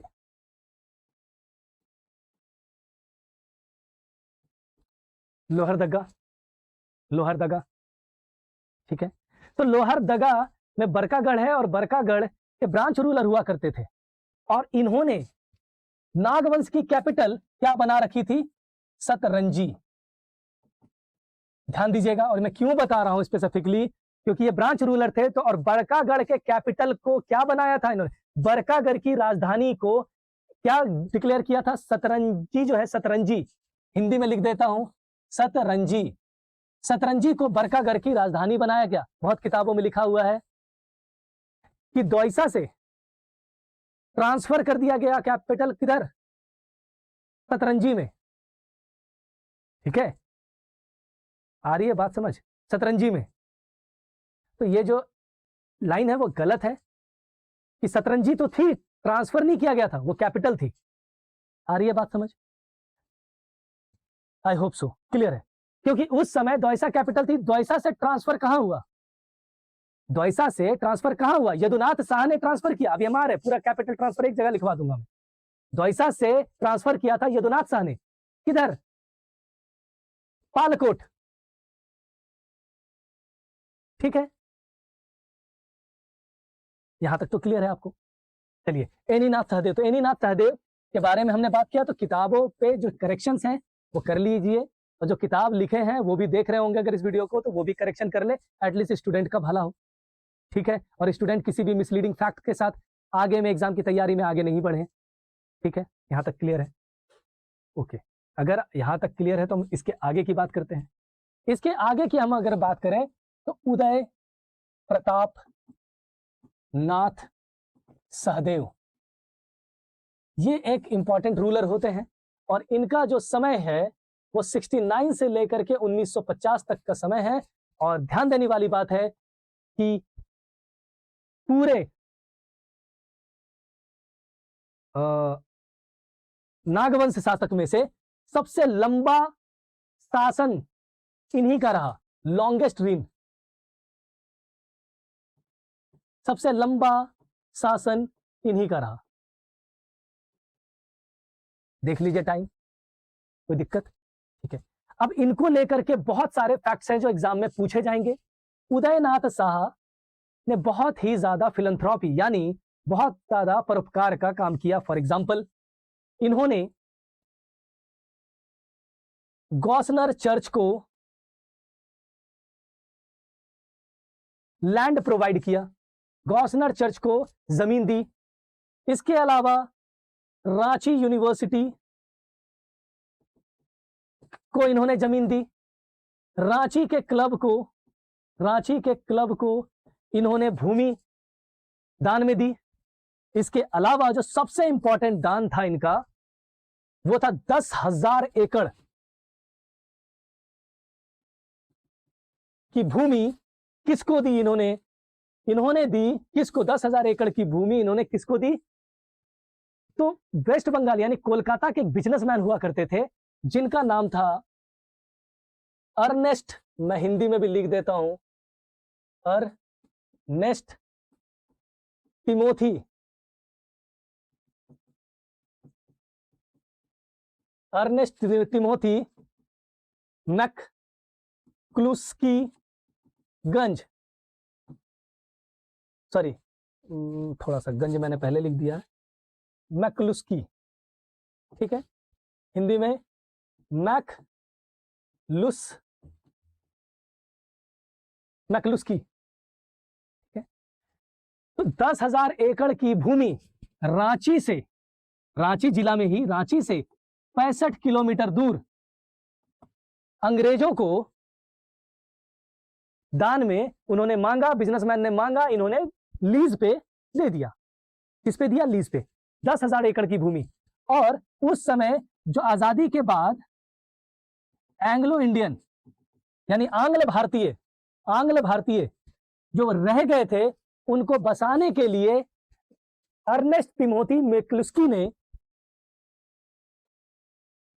ईयर याद रखिए, वेरी वेरी इंपॉर्टेंट, 1934 में, आजादी 47 में मिली। आजादी से पहले जो एंग्लो इंडियंस थे, उनको बसाने के लिए कलकत्ता के बिजनेसमैन उस समय के कलकत्ता के बिजनेसमैन अर्नेस्ट तिमोथी मैक्लुस्की ने 1934 में रांची से 65 किलोमीटर दूर आंग्ल भारतीयों को बसाने के लिए 10,000 एकड़ की भूमि उदय प्रतापनाथ सहदेव यानी नागवंश रूलर उदय प्रतापनाथ सहदेव से मांगा। उन्होंने 10,000 एकड़ की भूमि लीज पे मैक्लुस्की को दे दी और मैक्लुस्की ने इस 10,000 एकड़ की भूमि पर एक पूरा हैमलेट का मतलब होता है हिंदी में गांव स्थापित किया। किसके लिए? आंग्ल भारतीयों के लिए। और इसी हैमलेट को क्या कहा जाता है? इसी हैमलेट को कहा जाने लगा इनके नाम पे ही, दैट इज यहां मैं लिख रहा हूं MC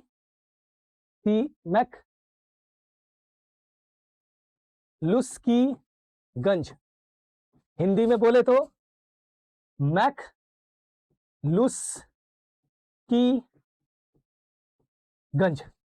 मैक्लुस्कीगंज स्टैब्लिश किया गया, जिसे पॉपुलरली मिनी इंग्लैंड कहा जाता है। जिसे पॉपुलरली भारत देश का, ध्यान दीजिए झारखंड का नहीं, भारत देश का क्या कहा जाता है? Mini England. तो एग्जाम में अगर क्वेश्चन आए कि मिनी इंग्लैंड, भारत का मिनी इंग्लैंड कहाँ है? मैक्लुस्कीगंज कहाँ है? रांची में। रांची से 65 किलोमीटर दूर। इसको बसाने का काम किसने किया है? तो अर्नेस्ट तिमोथी मैक्लुस्की ने। कब किया है? 1934 में। इसके लिए भूमि किसने दी है? उदय प्रतापनाथ सहदेव ने। कितनी भूमि दी है? 10,000 एकड़ ने। और इन्हीं सब परोपकारी कार्यों के लिए, जो फिलंथ्रोपी की कार्य थे, इसके लिए उदय प्रतापनाथ सहदेव, ठीक है मैं फिर दोबारा नहीं लिख रहा हूं, उदय प्रतापनाथ सहदेव को कैसरे हिंद मेडल दिया गया। ठीक है, कैसर ए हिंद मेडल दिया गया। किसके द्वारा? अंग्रेजों के द्वारा। देखिए कैसर ए हिंद जो मेडल है वो 1900 में इस्टेब्लिश किया गया था। जो ब्रिटिश इंडिया के अंदर अच्छा काम कर रहे हैं उनको एक सिविल, जैसे आज के डेट में भारत रत्न पद्म विभूषण होता है, उसी तरीके से कैसर ए हिंद है। तो इंडिया के अंदर, ब्रिटिश इंडिया के अंदर जो लोग यहाँ पे अच्छा काम कर रहे हैं उनको कैसर ए हिंद की मेडल दी जाती थी। आ रही है बात समझ? सो कैसर ए हिंद का मेडल किसको दिया गया? नागवंश शासक में उदय प्रतापनाथ सहदेव को दिया गया। क्यों? क्योंकि उन्होंने परोपकार का काम किया। उन्होंने इतनी लैंड अंग्रेजों को दान में दे दी, लीज में दे दी। क्लियर है जी? कोई दिक्कत है? ब्रिटेन ने 1900 में गठित करी और ये इनको दिया गया और ये लॉन्गेस्ट नागवंश शासक हुआ करते हैं। आई होप यहां तक तो आप लोग सभी को क्लियर होगा। अब इसके बाद अगर हम बात करें, इसके बाद जो आखिरी राजा है वो लिख लीजिएगा, दैट इज महाराजा चिंतामणि शरण नाथ सहदेव। 2014 में इनका देहांत हो जाता है और ये आखिरी शासक थे नागवंश के, याद रखिएगा। आई होप यहां तक तो सब कुछ क्लियर होगा आप लोगों को। ठीक है, अगर आप यहां तक पहुंच चुके हैं और सब कुछ यहां तक देख लिया है तो हम आगे बढ़ते हैं। मगर हम एक चीज यहीं पे डिस्कस कर लेते हैं, कैपिटल ट्रांसफर की। तो देखिए कैपिटल ट्रांसफर में मतलब राजधानी का स्थानांतरण कब किया गया, कहां किया गया, किसके द्वारा किया गया, ये सब बातें हम यहां पे देखते हैं। अभी हम बात कर रहे थे उदय प्रताप नाथ सहदेव की। ठीक है, तो उदय प्रताप नाथ सहदेव ने नागवंश की जो कैपिटल थी पालकोट से ट्रांसफर कर रातू में ट्रांसफर कर दिया। किसने? उदय प्रताप नाथ शाह ने। पालकोट से रातू राजधानी को स्थानांतरित करने का काम किसने किया? उदय प्रताप नाथ शाह ने। क्लियर है यहां तक तो? ठीक है, अब जब रातू किया गया तो रातू में, और यहीं से रातू महाराज कहलाना शुरू किए ये लोग, तो रातू में इन्होंने ही क्या बनवाया? रातू पैलेस। और रातू पैलेस से भी रिलेटेड एक क्वेश्चन आता है। रातू पैलेस इंग्लैंड में जहां पे विक्टोरिया, किंग जॉन ये लोग रहा करते थे, यानी ब्रिटेन की जो राजा महाराजा रहा करते थे, बकिंगम पैलेस,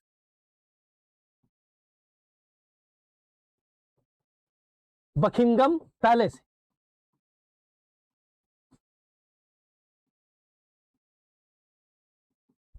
बकिंगम पैलेस के डिजाइन पर रातू पैलेस बनाया गया, जिसमें 103 कमरे हैं।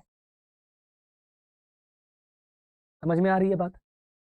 ठीक है, तो ये याद रखिएगा। तो पालकोट से रातू राजधानी हस्तांतरित करने का श्रेय किसे दिया जाता है? उदय प्रतापनाथ सहदेव को। आगे बढ़ते हैं। अब हम कैपिटल ट्रांसफर पढ़ रहे हैं, तो हम एक एक करके कैपिटल ट्रांसफर करते हैं। पानी मुकुट राय के टाइम पे सबसे पहली कैपिटल थी सुतांबे। सुतांबे से चूटिया हस्तांतरित कर दिया गया, और यह किया गया किसके द्वारा? प्रताप राय के द्वारा। ठीक है, हिंदी में लिख लीजिएगा भाई, क्लियर है? चूटिया से कैपिटल कहां ट्रांसफर किया गया? कोकरा। मैं हिंदी में ही लिख देता हूं, कोकरा। इसको ट्रांसफर करने का काम किसने किया? मधुकरण ने। कोकरा से कहां ट्रांसफर किया गया? दौसा।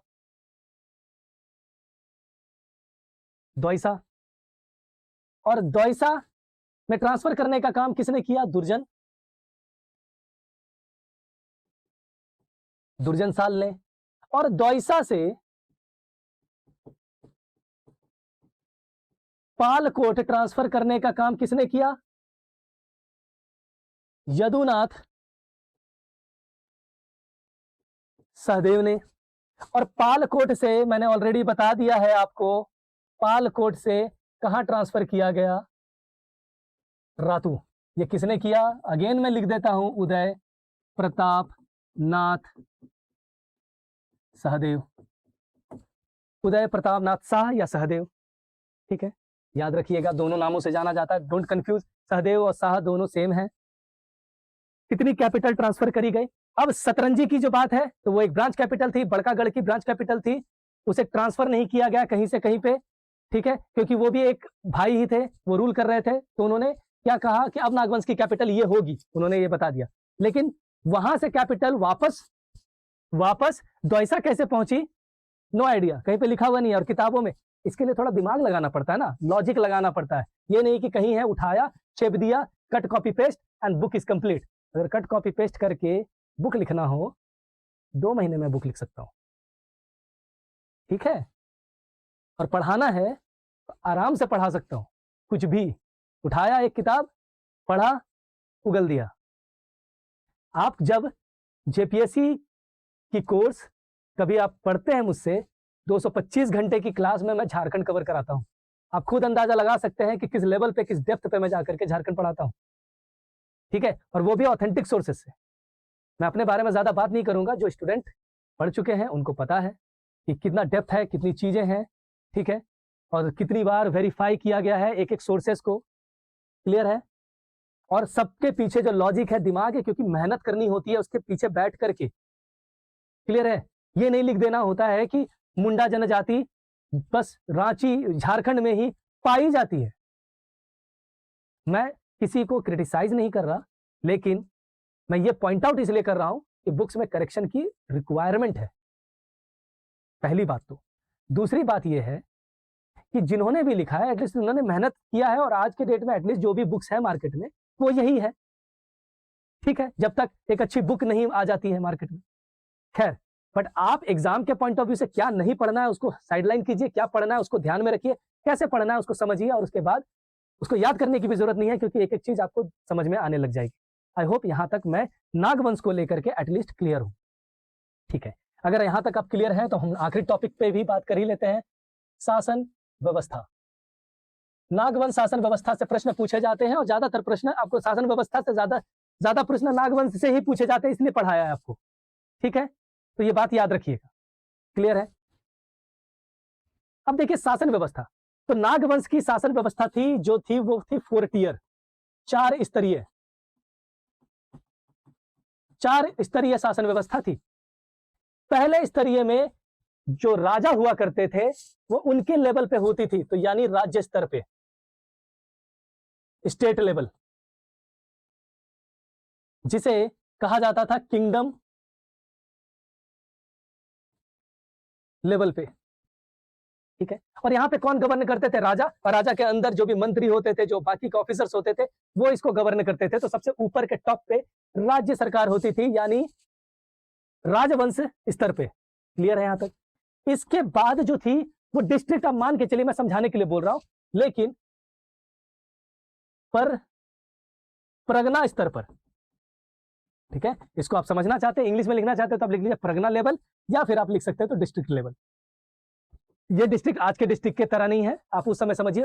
अब बस डिस्ट्रिक्ट समझाने को, क्योंकि परगना ही बाद में चाह करके डिस्ट्रिक्ट का फॉर्म लेता है, इसलिए मैं आपको समझाने की कोशिश कर रहा हूं। बस इसको डिस्ट्रिक्ट लेवल को स्ट्रांगली मत ले लीजिएगा और कहिएगा, नहीं कहिएगा कि सर ने डिस्ट्रिक्ट पढ़ा दिया। भाई उस जमाने में डिस्ट्रिक्ट कहाँ हुआ करते थे, जिला कहाँ हुआ करते थे। तो परगना को मैं समझाने के लिए बोल रहा हूँ, just for the sake of understanding. तो परगना स्तर पे होते थे, तो परगना स्तर पे इनकी एक शासन व्यवस्था होती थी, तो यानी डिस्ट्रिक्ट लेवल पे जो अधिकारी होते थे वो गवर्न करते थे, ठीक है। इसके बाद आगे बढ़े तो इसके बाद ऊपर कर लेते हैं, होती थी परहा स्तर पर, यानी क्लस्टर, इंग्लिश में बोले तो क्लस्टर लेवल पे, या फिर रीजनल लेवल, आप जानते ही हो, सुने ही हो, मैं लिख देता हूं फिर भी, क्षेत्रीय स्तर पर। क्योंकि अब ये किंगडम हो गया है, काफी बड़ा एरिया इनके अंदर है, वॉर्स हुए, बहुत सारे आसपास के एरिया को इन्होंने अंदर कर लिया अपने शासन में, तो बहुत लार्जर हो गया। अब ये जनजातीय से ज्यादा आगे बढ़ करके चीजें हैं, और इन्हीं के राजवंश के अंदर मुंडा जनजाति के लोग, बाकी जनजाति के लोग अपनी शासन व्यवस्था अपने अनुसार चलाया करते थे। ध्यान दीजिएगा, चलाया करते थे। आ रहा हूं इस पे भी, परहा स्तर पर। और इसके बाद हुआ करती थी ग्राम स्तर पर, यानी ग्राम पंचायत, विलेज लेवल। ग्राम पंचायत पे जो रूल किया जाता था उसको नागवंश के टर्म में कहा जाता था मुंडा। नाग, ग्राम पंचायत के जो मुखिया होते थे, हेडमैन होते थे, उनको कहा जाता था मुंडा। और अगर हम बात करें परहा स्तर पर, तो परहा स्तर पे उस समय जो नाम थी वो थी मानकी। इसके प्रधान को कहा जाता था मानकी। याद रखिएगा, अभी आ रहा हूं, just wait, have some patience, ठीक है। क्लियर है जी? अब याद की, अब रुकिए यहां पे। मुंडा पहले से थी, उन जनजातीय है समूह, ओराव जनजाति अपनी समूह है, सब अपनी शासन व्यवस्था को, अपने शासन यानी जो भी उनकी रीति रिवाज है, उनकी परंपराएं हैं, उनके अनुसार शासन व्यवस्था जो वर्षों से चली आ रही है उसको चला रहे थे। ये तो भैया राजवंश अभी अभी स्टैब्लिश हुआ है, समझ रहे हैं यहाँ पे बात, ठीक है। अब नागवंश के अंदर जितने भी मुंडा जनजाति के लोग या बाकी जनजातियों के लोग रहते थे, उनकी अपनी शासन व्यवस्था थी, लेकिन राज्य, एक राजा पूरे स्टेट लेवल पे राज कर रहा है, और उसके अंदर एक छोटा सा पढ़ा है, और पढ़ा के भी अंदर एक छोटा सा गांव हुआ करता था। तो इसके लिए जब कभी कन्फ्लिक्ट हो जाए कि मान लेते हैं राजा ने कोई रूल रेगुलेशन लागू कर दिया और वो ग्राम पंचायत पे भी लागू होगा समान रूप से, लेकिन ग्राम पंचायत में एक कंटेस्ट होता था कि ग्राम पंचायत के अपने कानून व्यवस्था थी, अपनी शासन व्यवस्था थी, उससे क्लैश होता था। तो इसीलिए ये जरूरी था कि अपनी शासन व्यवस्था को चलाने के लिए जिस राज्य तंत्र के अंदर आप हैं उसकी परमिशन लेनी जरूरी है, उसकी मंजूरी लेनी जरूरी है। नहीं तो आपकी पंचायत कोई भी फैसला लेगी, क्योंकि आप जुडिशियल फैसला भी ले रहे हैं, न्यायिक फैसला, प्रशासनिक भी ले रहे हैं, समझ में आ रही है बात, और आर्थिक रूप से भी ले रहे हैं, टैक्स कलेक्शन एक्सेट्रा एक्सेट्रा, ठीक है, यानी कर वसूलना। अगर आप इसको मान्यता लेकर के आगे बढ़ते हैं तो ऐसी परिस्थिति में आप कोई भी फैसला लेंगे वो नाजायज फैसला कहलाएगा, इलीगल कहलाएगा। तो जरूरी है कि आप परमिशन ले लीजिए, उसके बाद ही आप आगे बढ़िए। तो नागवंश ने मुंडा की जो पंचायत है, पढ़ा पंचायत है, मुंडा की पढ़ा पंचायत सिस्टम, इसको मान्यता प्रदान की। याद रखिए ये बात, एक फैक्चुअल पॉइंट प्रदान की। क्लियर है? ठीक है, कोई दिक्कत? जैसे ब्रिटिश सरकार के थॉमस विल्किंसन ने हो जनजाति की जो मुंडा मान की शासन व्यवस्था थी उसको रिकॉग्नाइज किया, यानी मान्यता दिया। उसी तरह से नागवंशों ने मुंडा जनजाति की पढ़ा पंचायत को मान्यता दी। क्लियर है? ठीक है। लेकिन जब मान्यता दी तो उन्होंने कुछ चेंजेस किए। क्या चेंजेस किए? रीजनल लेवल पे यानी पढ़ा लेवल पे जो मानकी है, इनका नाम चेंज कर दिया, इनका नाम बदल दिया कि भैया मानकी नहीं कहलाएंगे। पढ़ा स्तर के जो प्रधान होंगे वो मानकी नहीं कहलाएंगे, वो क्या कहलाएंगे? भुइंयर। और इसी वजह से इस पढ़ा पंचायत को क्या कहा जाने लगा? भुइंयर पंचायत, भुइंयर पढ़ा पंचायत। क्लियर है? ये भी एग्जाम में क्वेश्चन पूछा जाएगा, भुइंयर पढ़ा पंचायत। तो नागवंश के बाद जब मुंडा पंचायत, मुंडा गांव में जब मुंडा के पढ़ा पंचायत के समय जब शासन व्यवस्था चल रही थी, तो उस समय से ये जो शासन व्यवस्था थी पढ़ा लेवल पे, या इस पूरे मुंडा जनजाति की शासन व्यवस्था को क्या कहा जाने लगा? भुइंयर शासन व्यवस्था या भुइंयर पढ़ा शासन व्यवस्था। और आप जब क्वेश्चन देखिएगा तब आपको समझ में आएगा कि क्यों जेपीएससी ने लिखा है मुंडाज यानी मुंडा की भुइंयर पढ़ा पंचायत। इसलिए क्योंकि नागवंशों के बाद भुइंयर नाम चेंज कर दिया गया पढ़ा का। आ रही है बात समझ? पढ़ा के जो हेड थे मान की, उसका नाम चेंज कर दिया, भुइंयर कर दिया। यहां तक तो आपको क्लियर है। इसके अलावा ये जो पढ़ा है, पढ़ा, इसका भी नाम चेंज कर दिया गया। इसका नाम क्या रखा गया? इसका नाम रखा गया पट्टी। पट्टी तो कभी कभी पट्टी पंचायत भी कहते हैं। तो कभी एग्जाम में क्वेश्चन पूछ लिया जाए पट्टी पंचायत किसकी पंचायत है, तो मुंडा जनजाति की पंचायत है। कभी पूछ ले कि भुइंयर पढ़ा पंचायत या भुइंयर पट्टी पंचायत किसकी पंचायत है, तो मुंडा जनजाति की है, लेकिन नागवंशों के बाद। याद रखिए, और नागवंश से पहले मान्यता दे दी गई। और यही क्वेश्चन एग्जाम में पूछा गया है। क्लियर है? यही क्वेश्चन पूछा गया था लास्ट ईयर। तो ये बात आप समझ लीजिए। तो ये है शासन व्यवस्था। अब एग्जाम में एक क्वेश्चन जो अभी नहीं पूछा गया नागवंश शासन व्यवस्था से, वो ये पूछा जा सकता है, नागवंशी शासन व्यवस्था में कितनी स्तरीय शासन व्यवस्था है? कहीं नहीं मिलेगा, मैं बता रहा हूं आपको। 4 स्तरीय शासन व्यवस्था है। किसके शासनकाल में?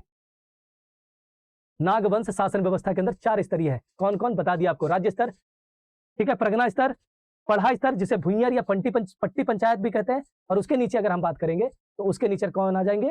That is gram panchayat. I hope यहां तक आपको मुंडा शासन व्यवस्था, मुंडा जनजाति, अब देखिए मैंने शासन व्यवस्था के अलावा ट्राइब्स के बारे में भी बात की है, पढ़ लिया। तो इस तरीके से हम आगे चल करके सभी ट्राइब्स को धीरे धीरे करके कवर कर लेंगे आराम से। धीरे धीरे मतलब मैं फास्ट ही रहूंगा, डोंट वरी। तो अब जो क्लासेस होगी ये यहां से भी थोड़ी सी ज्यादा टाइम की क्लास होगी। अगर आपको ये क्लास अच्छा लगा है तो आप सब्सक्राइब करें। अगर ये क्लास की जो भी चीजें सीखी है आपने, अगर आप अपने साथी ग्रुप के साथ शेयर करना चाहते हैं, आप उसको कर सकते हैं, ये आपकी इच्छा है, ठीक है। आई होप कोई भी डाउट अगर इसके बावजूद भी रहा होगा या स्लिप ऑफ टंग कभी कुछ मिस स्पेल हो भी गया होगा, कोई बात नहीं, उसे अगली क्लास में करेक्ट करा दिया जाएगा। बट इत्मीनान रखिए, 99.9% चीजें को अगर कुछ होगा भी तो स्लिप ऑफ टंग ही होगा, ठीक है। अदरवाइज 99.9% चीजें आपको करेक्ट ऑथेंटिक सोर्सेज से मिलने वाली है, जिसको टिक करके आएंगे एग्जाम में। कोई नहीं काटेगा। अगर जेपीएससी आंसर की बदल के भी देती है तो आपके पास मैं आपको एविडेंसेस दूंगा कि वो आप कैसे उसको कंटेस्ट कीजिएगा मार्केट में। यहां तक क्लियर है? तो आप चैनल को सब्सक्राइब कीजिए, अपने दोस्तों के साथ शेयर कीजिए, और अगर अच्छा लगा है तो इस वीडियो को लाइक भी कर दीजिएगा। हम मिलते हैं नेक्स्ट क्लास में, तब तक के लिए थैंक यू।